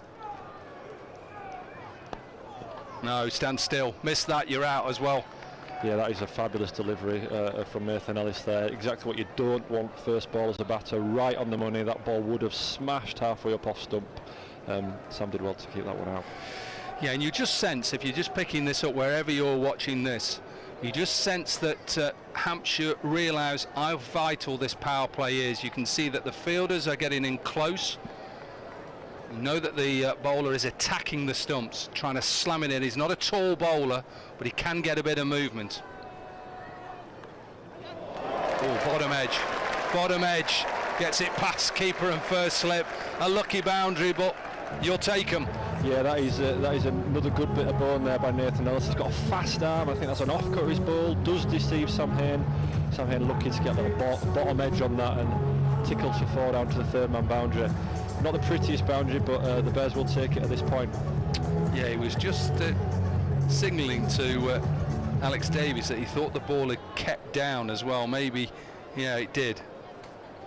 So he's off and running, Sam Hayne with a boundary. Oh, it's a good delivery. It's a good delivery. Yeah, impressive here, Ellis. This is zippy bowling. Like I say, he's got a fast arm. He's not the tallest man, but he's zippy, skiddy, quick bowling. Already executed a brilliant slower ball or two, so brilliant start from Nathan Ellis here. Just what you want from your star overseas signing. Well, what you want exactly, and you played a lot of white ball cricket for Birmingham over your time. You've got to set the tone. Ollie Stone did really well. I think all the Birmingham Bears in the power play set the tone, take wickets. Again movement, but no edge. So a good over for Ellis. It's the end of the second over. Birmingham Bears 11 for 1.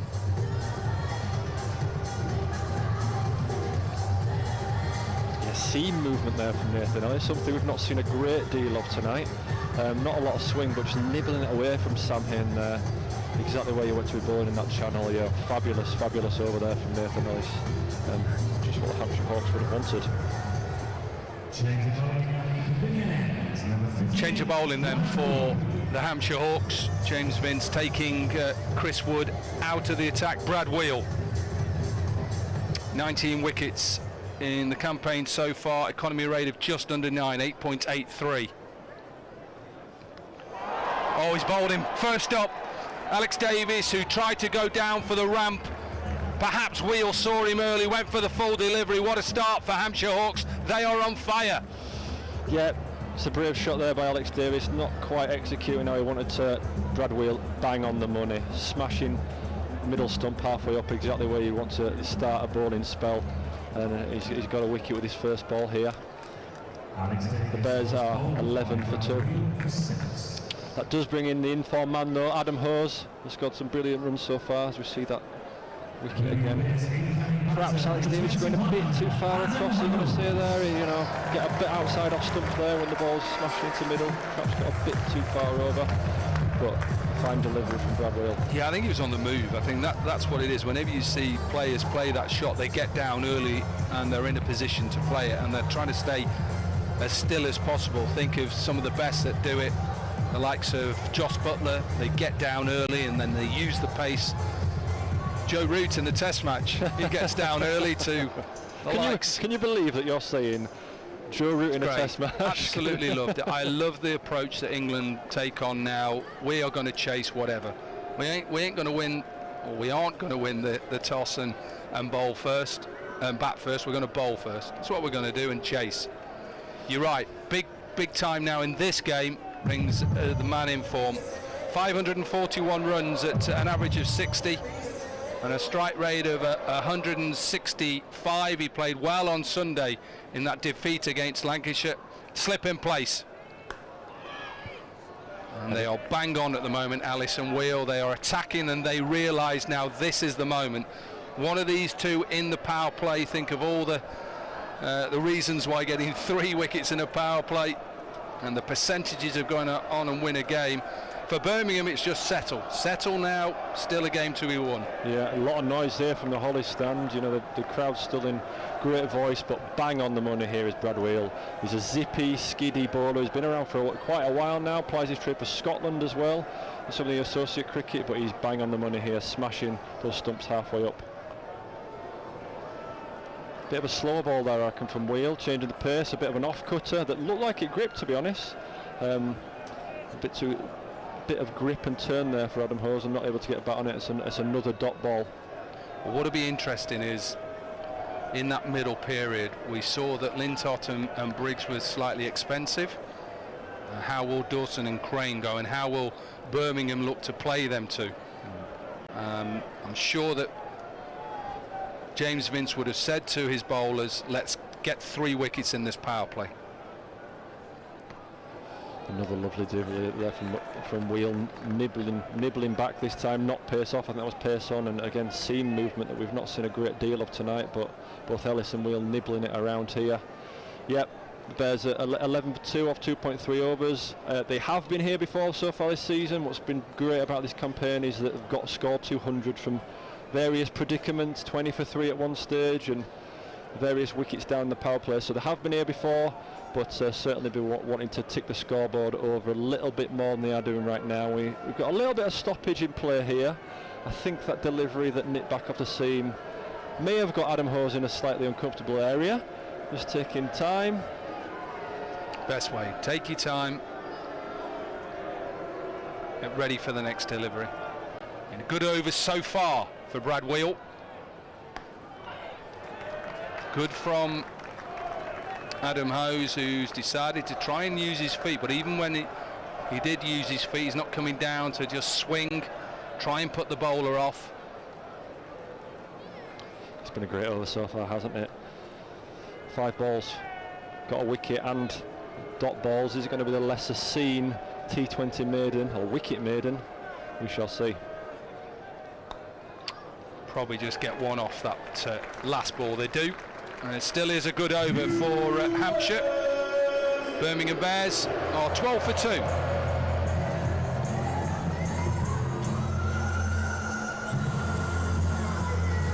Always a crowd pleaser. Yeah, song if you can pick this up wherever you're watching. Shades of Glastonbury here. I don't know if you watched the great Paul McCartney at Glastonbury a few weeks ago, Corky. He was absolutely brilliant. Did watch a bit, yes. They've loved it. Love the test match, they love their games here. They'll be packed in for finals day if you're able to make it. Saturday, August the 16th. You already know that Yorkshire will be here.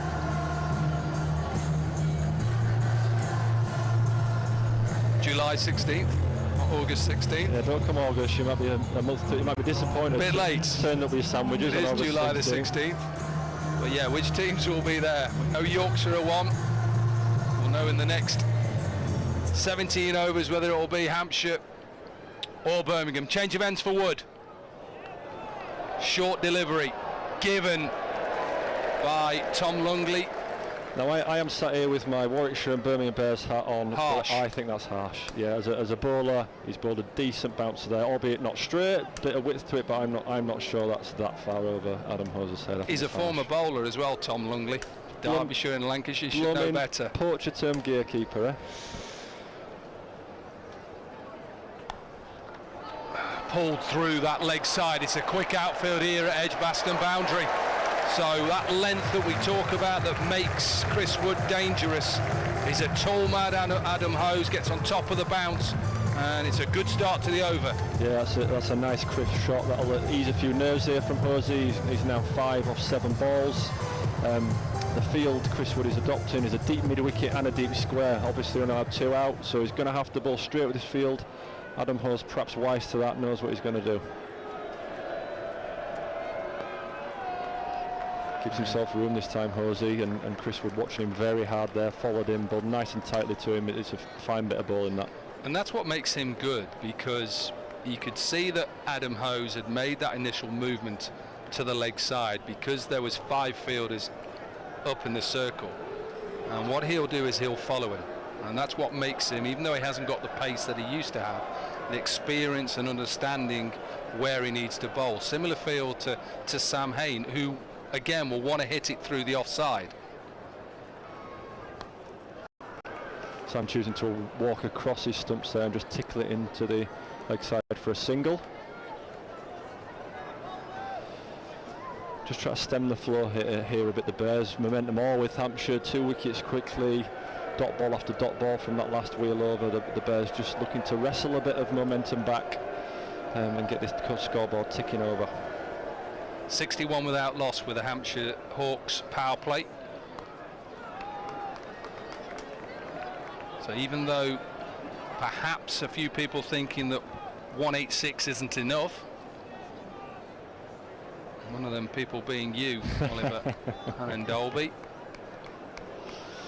Well, there's the old adage, isn't there? You know, runs on the board in high pressure games. There's nothing wrong with that at all. Al O'Brien thinks this is a good score. He thinks that Hampshire are favourites halfway to go and win this game. Probably will be even more with 2 wickets down.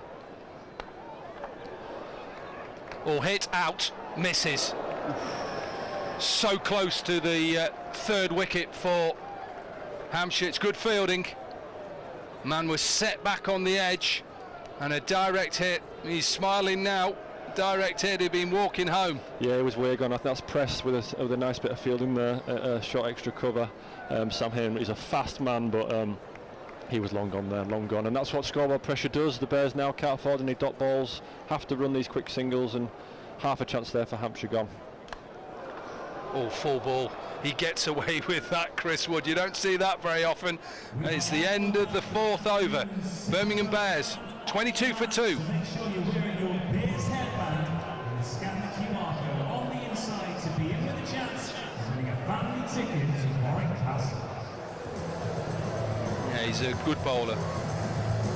Chris Wood, a couple of overs for 17. That'll be him done, and he'll bowl the last 2. It's not going so well. Vince does, he'll bring him back sooner if he needs to get a wicket. You'll use him a bit like Braithwaite used himself, you know. Absolutely.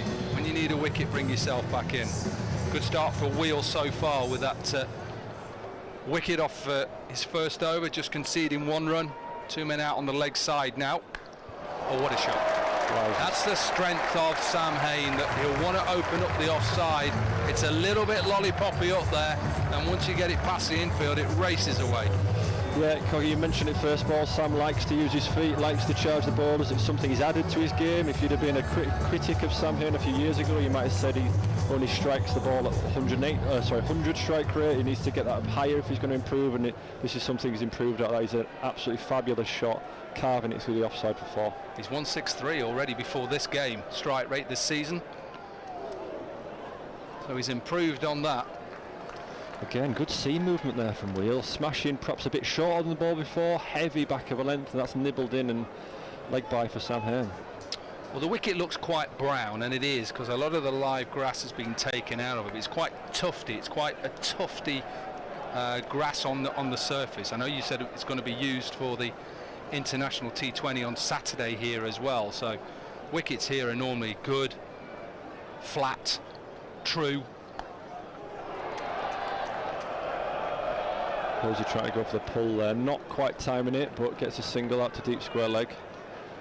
Yeah, the pitches here are fabulous. I've mentioned Gary Barwell already.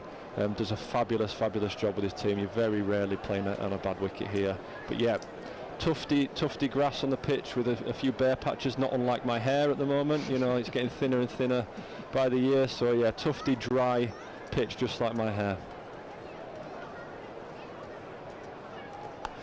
In the air, deep mid wicket is coming in, and we'll take it.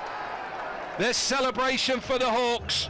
They have 3 wickets in the power play, and it is the end of Sam Hain. Yeah, try to use his feet again there, Sam. Wheel perhaps learning from the ball before. The ball before when Sam charged it, he went fuller. This time he's dragged his length back, and Sam not able to time that. It's a heavy back of a length ball, and easy catch out there at deep mid wicket for the fielder. Now the pressure's on for the Birmingham Bears. We've seen one of their men in form walking back in Sam Hain. Another wicket for Brad Wheel, and all of a sudden you can see Hampshire, they're talking, senior players are talking. They know they have now an opportunity to maybe break into this Birmingham Bears middle order. Yeah, there are heavy stats about taking 3 wickets in the power play, and you give yourself an incredibly good chance of winning any game of T20 cricket. So the Hampshire Hawks will be on the prowl here, on the hunt, hunting even more wickets. And look at, I mean, Brad Wheel's figures: 1.4 overs, 2 for 7 is an absolutely fabulous effort from. Yeah, he's played a bit of cricket, but he's not an old man by any means. He's still relatively young, so absolutely fabulous effort from him. And this brings Chris Benjamin to the crease, another bright young cricketer, Durham University graduate. This time last year had barely played a game of professional cricket, and he's had a meteoric rise in the game so far, and the Bears will certainly be hoping he can put together a nice partnership with Adam Hose here. 344 runs so far for Chris Benjamin. Strike rate of just under 165. He's in under pressure. Slip in place, third back now. And Wheel now running in with vigour and pace and aggression. Yeah, that's bouncy pace. That's not a ball you want early in your innings. A ball rising up into the ribs. That is a venomous ball. Chris Benjamin just tickling that down to short third man off the glove for a single. Now the pressure's on Adam Hose, the man who has outscored a lot of players in this year's Vitality T20 Blast. How does he play it now? Is he happy just to pick up the singles, get through the power play, and then reassess?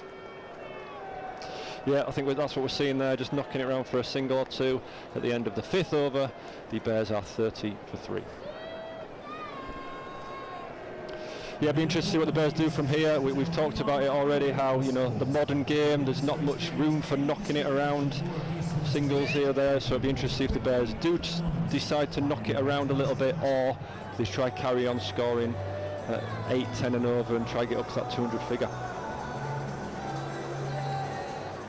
Following from the Birmingham Bears, number 8, Liam Dawson. Well, the magic number 3, the amount of wickets that Hampshire Hawks have managed to get within the power play already so far. Still 1 over left. And Birmingham Bears need 156 from 15 overs. So run rate now over 10s. Lots of work to do. Chris Benjamin at the crease and Adam Hose as well. Two of the most destructive players in the competition. Lots of work to do. See Liam Dawson come into the attack. First time we're going to see spin this evening from the Hawks. Where's your money, Niall? Well, I like Hampshire tonight. Mentioned on air up at Old Trafford on Sunday evening. I fancied Hampshire Hawks in this contest. They got a good score on the board. Knockout game, pressure game, big score. Bowlers have backed them up so far.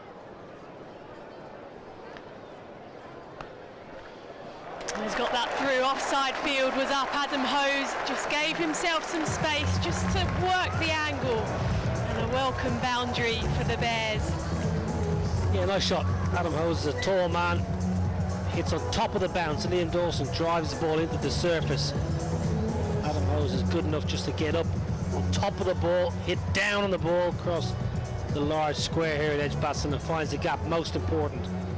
Interesting session here. These next 2 or 3 overs, how the Bears go about it.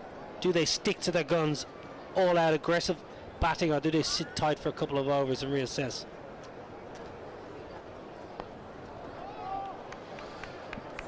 It was interesting listening to Oliver talking about how the Bears now approach their batting. Is very much, you don't think about the loss of wickets, you just keep taking the game on, but probably changes when you're chasing, because you've got that element of control. You know what you need to score per over, so you can try and manage your risk levels. It's that fine balance of working out maybe when to target a bowler, when to try and absorb some pressure.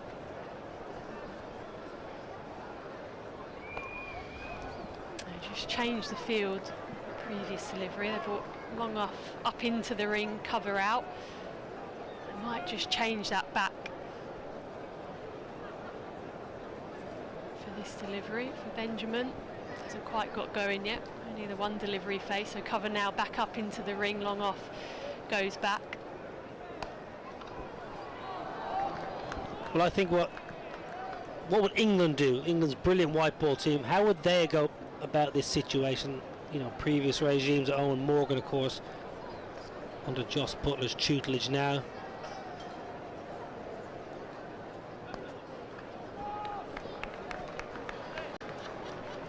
A good finish to the over, 37 for 3.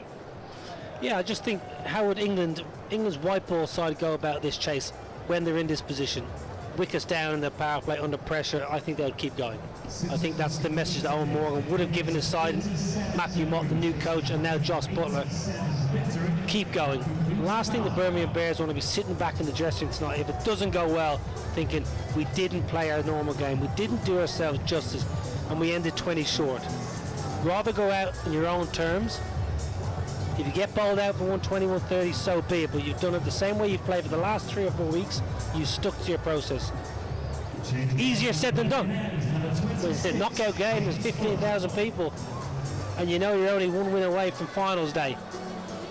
That's what it's all about. That's why I thought Hampshire with runs on the board, very, very crucial. James Fuller now into the attack. Pace on the ball now. Yeah, contrast as well, just in where the two teams were at the same point. The Hawks 61 for none in their power play. And the Bears 37 for 3. As you say though, Niall, they've got batters to come as well, and the people at the crease, Chris Benjamin, if he can get going, that strike rate around 160. Same for Hose as well. He's on a brilliant run of form.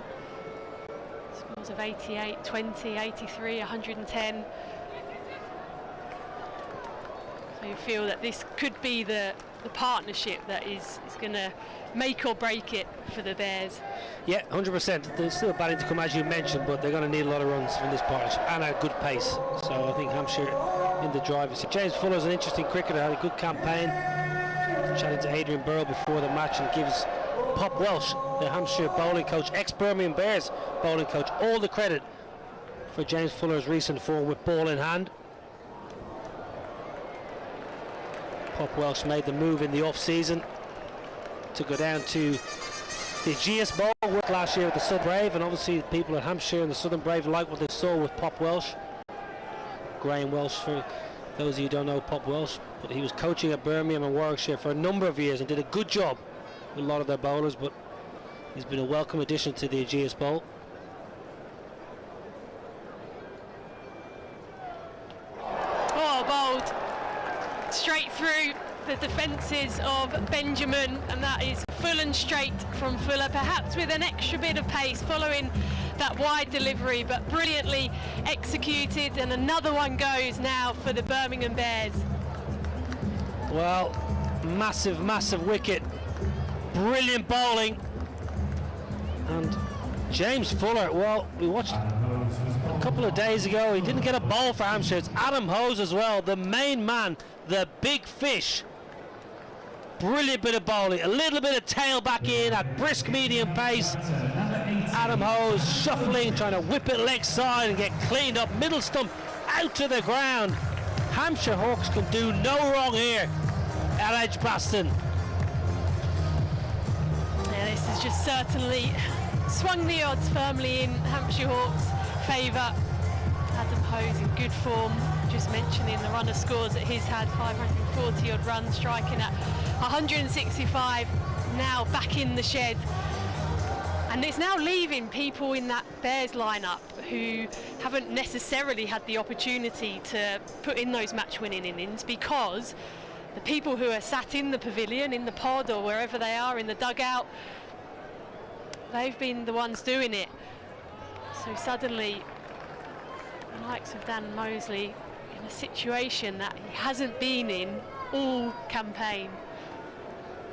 In form though, the left-hander playing some really good cricket, exciting cricket with bat, bowling well, had a good day today, obviously being picked up by the Birmingham Phoenix, so his confidence will be high.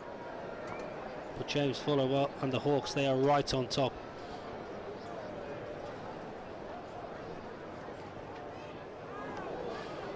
Nice.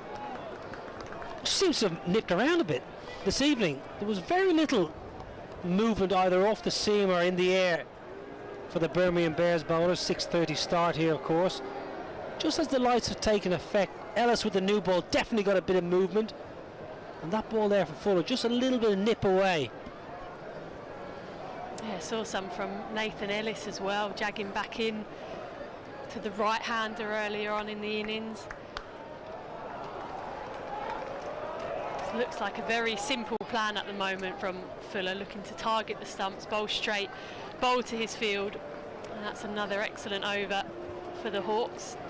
Bears now 41 for 4. Adam Hose. This is the end of the informed batter, probably one of the most informed batters in the country. It's a Yorker, it's at good pace, maybe a little bit of tail back in, a little bit of reverse swing, but Adam Hose plays all around a straight one, really. The big wicket. It's the big wicket. They would have been coming up on the coach this morning, or maybe last night, from Southampton, saying, right, how do we get Adam Hose out? James Fuller said, give me the ball. Didn't bowl me last time in front of the cameras. Give me the ball tonight, I'll clean him up.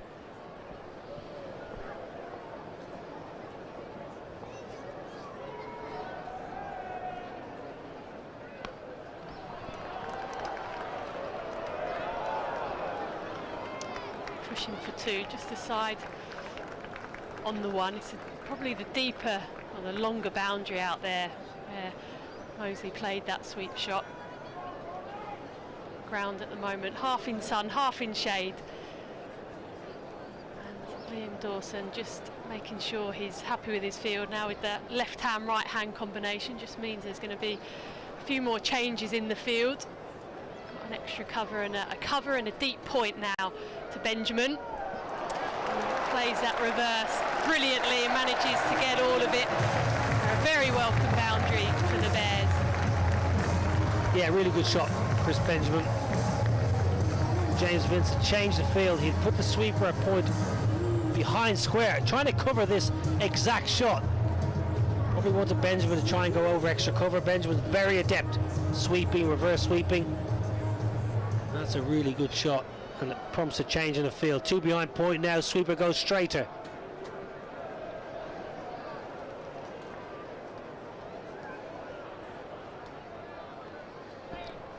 This time goes conventional sweep. Looks as if he's trying to use his crease and try and put Dawson off his line. We saw that when the Hawks were batting. They didn't let the spinners settle into their spell. Danny Briggs uncharacteristically went for a fair few runs.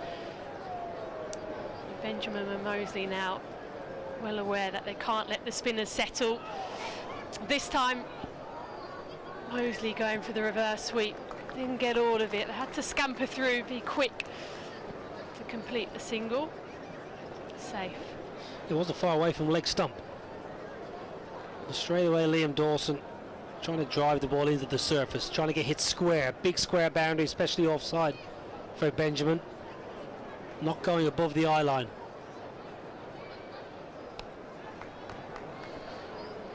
This is good from Dawson. Home crowd as well. There's just a bit of a hum at the moment. There's not a huge amount of excitement. They know their home team is behind the game. Yeah, well behind as well. Big ball this from Liam Dawson, trying to close out this over.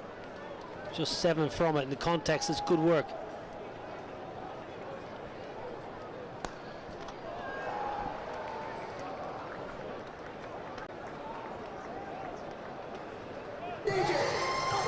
Eight overs bowled, 50 up, 50 for 4.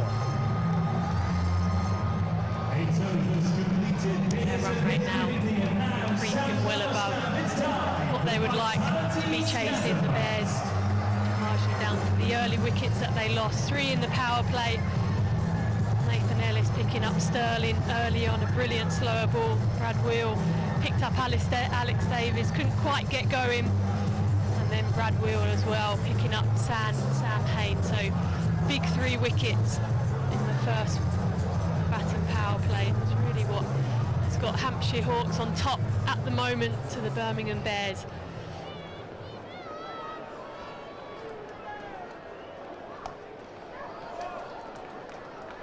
We're just going leg side field out at the moment, just fine leg in the ring. Well, the Bears need to break the shackles here because this game is getting away from them. Another couple of tied overs here and the game is nearly done. Bears need 1 big over, kickstart their innings. Chris Benjamin's going to have to take an educated guess here and try and pump him down the ground, mid-off, mid-on, inside the ring. He's going to bowl back of a length.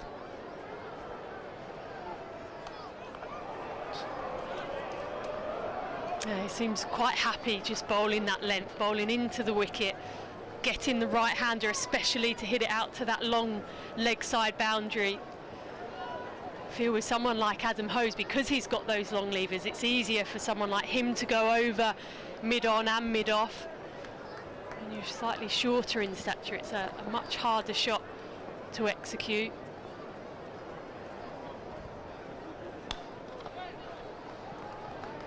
Brilliant bowling.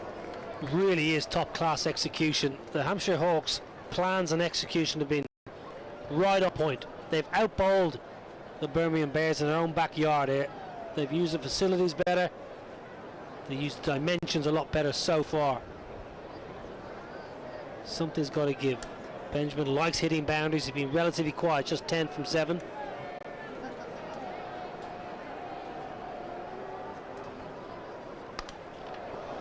That should be out, and it is. Nice comfortable catch for Mason Crane. Mosley looking to go down the ground. Sorry, Benjamin, apologies, looking to go down the ground. That's exactly what Fuller wanted him to try and do. He was brave, he kept mid-on and mid-off up in the ring and said, if you want to take me on, you can.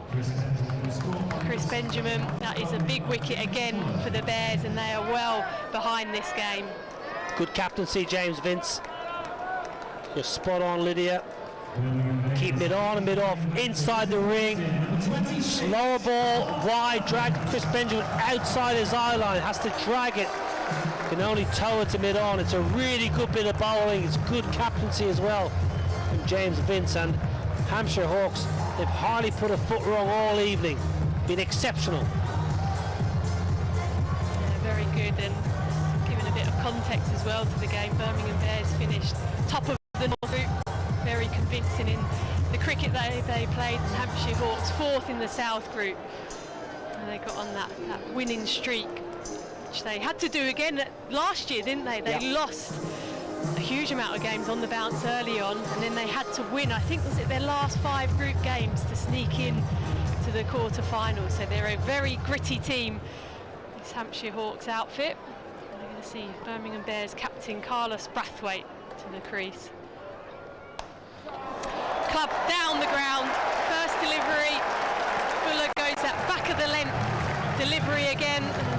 Carlos Brathwaite clubs it down the ground like a baseball player.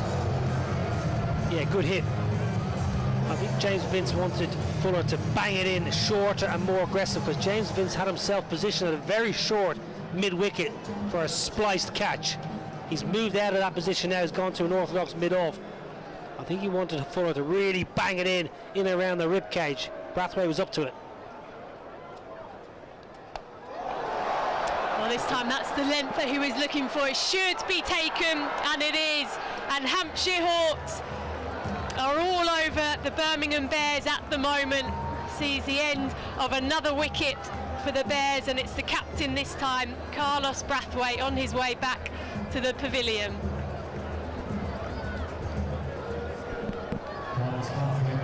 That's the end of the 9th over as well, and the Bears are 57 for 6.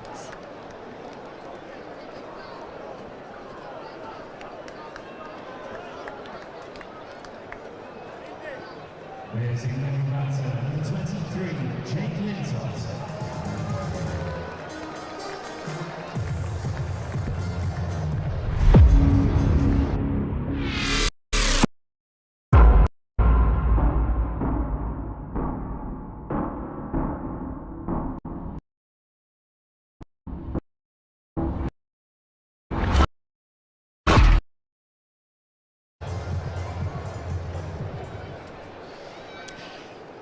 Well, the Hampshire Hawks continuing their good run of form after losing their first 4 opening games in the Vitality Blast. They then went on to win 9 out of 10, and this evening they're all over the Birmingham Bears. Find themselves 57 for 6 after posting total 186 for 6. At the moment, you would think Hampshire Hawks will have 1 foot into finals day. Another shout as well. Umpire this time not interested. Signals leg byes. Yeah, Graham Lloyd maybe pitching outside. Did turn. This is the perfect opportunity now for a leg spinner. Opposition 6 down, run rate is immense. And you've got a wrist spinner that can turn it both ways. Got a good googly. Should get a little bit of purchase out of this surface as well. Oh yeah. To show as well actually how well Hampshire Hawks batted. You called it at the halfway point. You said you felt they had enough runs on the board.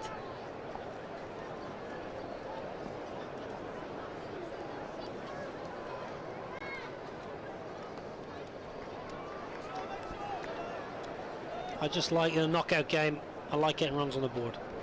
Final, semi-final, quarter-final, you get runs on the board. Yes, they wanted 200, they could have got 200 potentially. I'm sure James Vince said in the innings break, that's a good score. Pressure will add 10 or 15 to that.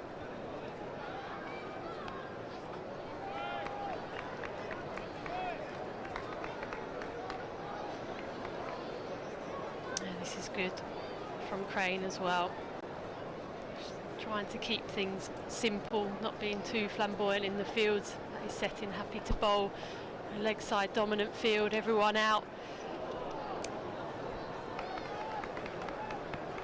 Hasn't been his best season, Mason Crane, with ball in hand, 10 wickets, economy rate 9.63, but I feel the game he did the GS Bowl against Gloucestershire, he got a lot of confidence. He bowled nicely, got some good grip. You can just see him grow an inch or two in confidence from that game.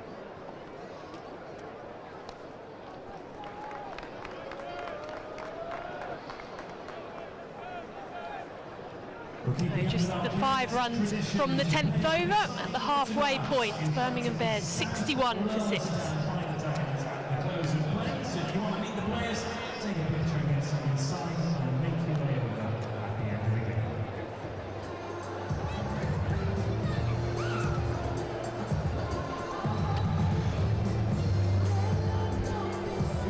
What a performance so far from the Hampshire Hawks.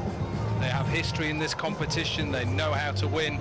Quarterfinals, Birmingham Bears, who've had that excellent home record, and they are deep in trouble. 62 for 6. Hose gone, Hayne gone, Benjamin gone, the captain Brathwaite gone, Sterling gone. And it's been so good from the Hampshire Hawks bowlers. 3 for 11 for Fuller. 16 wickets so far, make that 19 now in the tournament. What a performance it's been, Oliver Hannon-Dolby. Yeah, Hampshire have been excellent here. That run rate crept up pretty quickly early on, and it's just kept on creeping up, and the scoreboard pressure is proving hard to beat as Dan Mouser here goes for a massive slog sweep, gets a top edge. There's an excellent bit of fielding down there at third man by Brad Wheel, stopping the boundary, but the Bears getting 2. Yeah, Hampshire Hawks been excellent here, absolutely excellent. Some tight overs early on, sent that run rate through the roof, and just the wickets that have consistently fallen has made that run rate carry on going up. And the Bears, have to attack here now. The run rate's now at 13 and over required. The Bears have to keep coming if they want to get to finals there.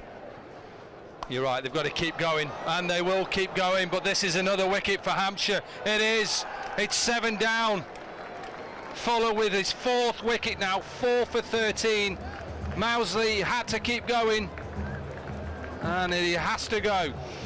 Yeah, it's a must-win game this. If the Bears need to get to finals there, they need to knock off another 120 runs, so they need to keep coming. But the run rate proving too much here, and a heavy back of a length ball there by James Fuller. I said earlier in the piece that he's a good athlete, he's a strong lad, he bowls a heavy ball, whacking the pitch hard there, and Dan Mouser can only skate in the air. It's an easy catch in the end for the cover fielder. Yeah, he came at him, Mosley. That's exactly what he did. He had to try and, as you say, trying to get some momentum for the Birmingham Bears. Difficult sun night here at Edgbaston. You can see that he was straight into it. It's a good catch. And Birmingham Bears now 64 for 7. They still need 122. And it is Ollie Stone who is coming in at number 9. Crowd are shocked, shall we say. That stand that was bouncing earlier is relatively quiet now. Ollie Stone to the crease. He's a very capable batter. Both him and Jake Lintott can bat, but this would be a hell of a victory from here if they were to pull this. Already has 4 for 30 this season. James Fuller make that 4 for 13 now, and he still has a chance of getting a 5-wicket haul in T20 cricket. Yeah, I mentioned earlier in the night about Carl Brathwaite perhaps hunting a 5 for James Fuller as 1.5 overs here to try hunt a 5 for. It's an excellent opportunity to get some great figures here and some confidence for himself.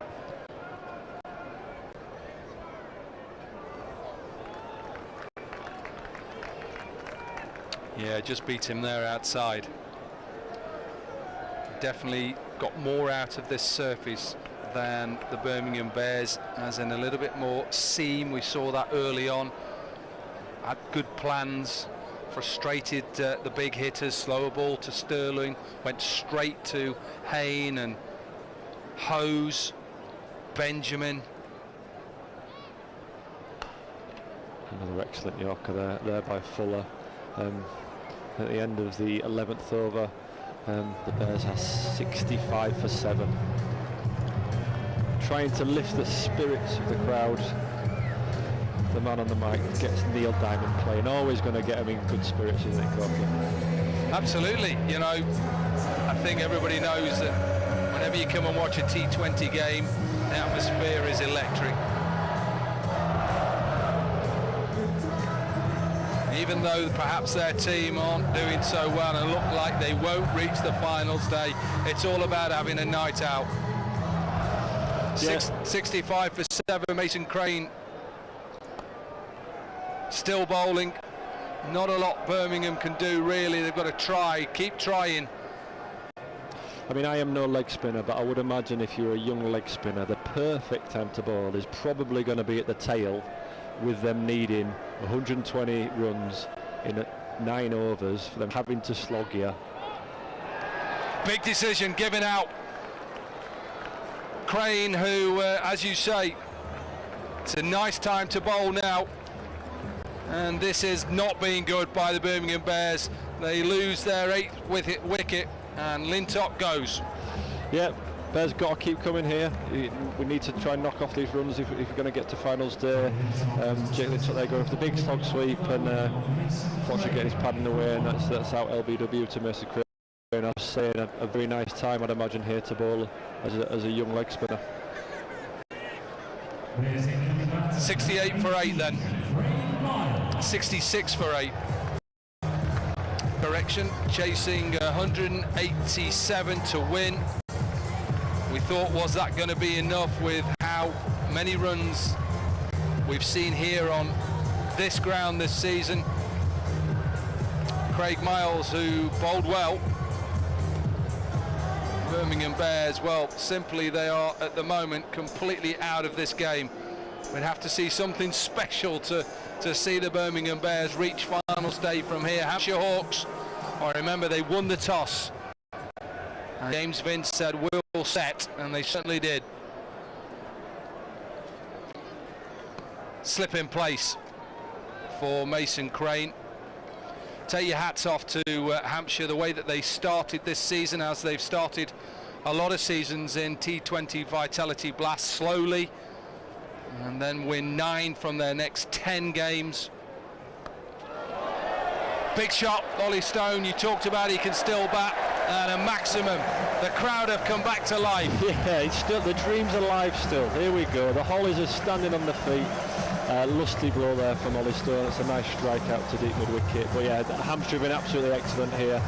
And I think perhaps we're seeing the importance of momentum, particularly in T20 cricket. As you mentioned, a poor start for them in the campaign, but they've won the last 5 games in a row, just timing things right for the latter stage of this tournament.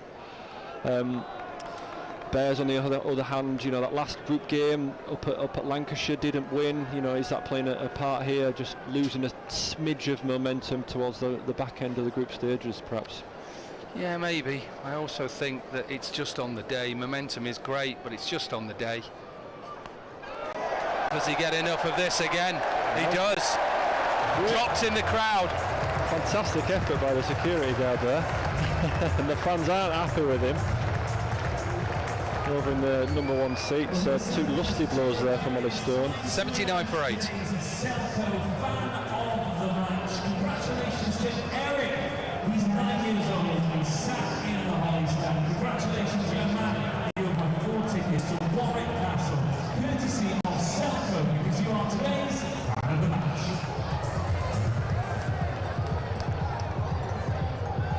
Yeah, we're just seeing that second 6 put down by the security guard. Getting berated by his absolutely simple catch. Unsurprisingly, we're seeing Fuller, who's going to bowl the last of his 4 overs here from the pavilion end. He's been absolutely excellent so far this evening. Yeah, 4 for 14. And yeah, you talk about momentum, and I think it's important in all forms of the game. I think we've seen with England's test side the momentum that they have chasing. They're not worried about what target is set. Of course that helps you as a side, but I still think the big occasions is about who can hold their nerve. And I think Hampshire win the toss. No, we're not bothered, we want to put runs on the board. Doesn't matter what Birmingham have in their ranks. We are going to take it to them, put it on the board and see if we bowl well, get early wickets. And that's exactly what they've done. Yeah, and I mean, I was bullish at halfway, wasn't I, when you asked me, you know, who's the favourites here? I was still backing the Bears, saying they can get 200 from any position, but Hampshire Hawks have been absolutely excellent. They got the Bears behind the early doors and just kept on turning that screw all the way through the early stages of the Bears' innings here. They've not given them any respites. The heavy back of length deliveries, smashing the stumps, were excellent, and there was no let up from the Hawks. Gets it past just extra cover. James Vince, who is just sitting, marshalling his troops at mid-off. Happy captain so far, happy camp in Hampshire Hawks, and you take them on again after this in a championship game on Monday down at Hampshire. That's going to be a difficult one to turn it around and get momentum and the feeling back after what's happening here tonight. Yeah, a fine shot there by Craig Miles, pulling it out into the deep. Yeah, next championship game for us is down at the GS Bowl against Hampshire. It's looking like they might have a bit of momentum going into that one, having perhaps won here, which is looking likely. But yeah, championship cricket back on, so tough ask for the Hampshire boys actually, if they get through to finals day. That's looking likely to play a championship game and then to finals day on the 16th of July here at Edgbaston. Is going to be a tough ask. But I'm sure it'll be a fabulous day, as it always is, finals day here at Edgbaston.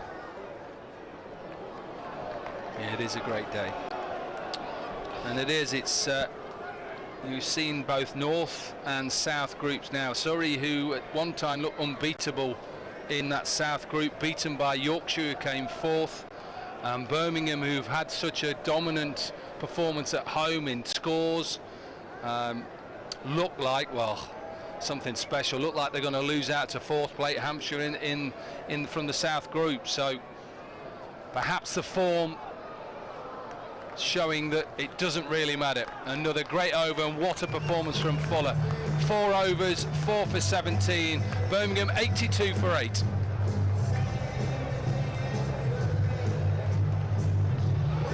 Yep, absolutely fabulous from James Fuller tonight. You can't knock him. He's bowled absolutely brilliant. Heavy, pacey, seaming deliveries. 4 wickets for 17 runs in a T20 match is absolutely brilliant. So well done, that man.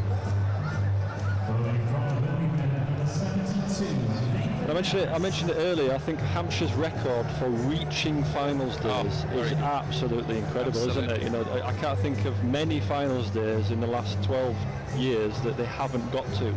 So Hampshire lads know how to do it. You mentioned already names like Wood, like Vince, like Dawson. These guys know how to win crux games of cricket, and they're proving that again tonight. They're an experienced group. They know, you're right. The only game that Hampshire have played Birmingham before was back in 2010, which was a quarter-final here, and it's a year that Hampshire won. Full and straight, and it is coming towards the end of this game. Brilliant from Ellis, who is straight back into the attack from the City Road end. Full Yorker, and it is the end of... Yeah, I mean, that's an absolutely fabulous delivery. I think it'd be good for most batsmen, let alone, you know, a lower order batsman like Craig Miles. Incredibly pacey Yorker, bang on the money there from Nathan Ellis. That is a brilliant delivery. First ball of your spell when you haven't bowled a ball since the opening few overs of the game. That is an incredible delivery. So well bowled, man. Perhaps one to keep an eye on for finals day. Great delivery there, Nathan Ellis. What a performance so far we've seen from Hampshire. They will wrap this game up. This will be a convincing victory in quarter-finals. Difficult for this man, Danny Briggs, formerly of Hampshire, who has played in finals days for Hampshire. Was part of that team in 2010 that beat Birmingham here in the quarter-final. Took wickets that day, and he's coming in at a time where you just don't want to bat. Simple. Well, there's a glimmer of hope here, and this glimmer of hope is that Danny Briggs is a world record holder for having the highest score in the world ever by a number 11 in T20 cricket. He got 14 out for the Adelaide Strikers, so hopefully he can do something similar here tonight. Ellis to Briggs. This is good pace. This is, again, pacey deliveries here from Nathan Ellis. Zippy, quick bowling. I'm sure that Hampshire Hawks can't believe what they've actually witnessed themselves. I know it's devastating for the Birmingham Bears and for you and for some and the crowd here, but Hampshire in their wildest dreams wouldn't have thought it had gone as well as this. 82 for 9. Birmingham, they're one wicket away. Hampshire in the air, and this is it. What a performance, what a victory by Hampshire Hawks. They know how to win quarter-finals, and quite simply, this is an absolute drubbing. Ellis finishes it off. Despondent Birmingham Bears players, but all credit to Hampshire. The way that they have played tonight, they have simply deserved their place in the finals day in what, a week's time. Yeah, absolutely fabulous from Hampshire Hawks here tonight. Said earlier by Niall O'Brien, runs on the board, 185 runs on the board is something you take, and they've certainly defended that in a great spirit here. Pick of the bowlers, Nathan Ellis here, as well as Fuller. Fuller's bowled absolutely excellently, 4 for 17 off 4 overs is an absolutely ridiculous effort. But yeah, that is a brilliant victory there from the Hampshire Hawks, who end up beating the Birmingham Bears easily. So just to recap, you're seeing joyous scenes from the Hampshire Hawks players, not so much from the Birmingham Bears. Credit to the way that they played this season in the North Group. They really played well. Just on the evening, it was all down to one team, the Hampshire Hawks, who remember won the toss and decided to have a bat first. Scored 186 to 6 thanks to Ben McDermott's 61, Weatherly's 47 and Whiteley's 24. Good bowling from the likes of Carlos Brathwaite with his 4 for 30. In reply, blown away. Birmingham 82 all out. Top score was Adam Hose with 16 and some excellent figures, bowling figures. Ellis with 3 for 4 off his 1.3 overs. Brad Wheel 2 for 9 in his 2 overs, and James Fuller with 4 for 17 from his 4 overs. So now we know that 2 of the semi-finalists are Yorkshire and Hampshire. They'll go through to finals day, which is on Saturday, July the 16th, back on this ground. There is 2 more quarterfinals coming your way on Sky Sports Cricket tomorrow. Well, it's Lancashire against Essex, and then on Saturday it's Somerset versus Derbyshire. Thanks to Niall O'Brien and Lydia Greenway, and to Oliver Hannon-Dolby. What a performance from a side who know how to win, Hampshire. Despondent for and disappointment for the Birmingham Bears. We hope you enjoyed the evening, and we'll see you again soon.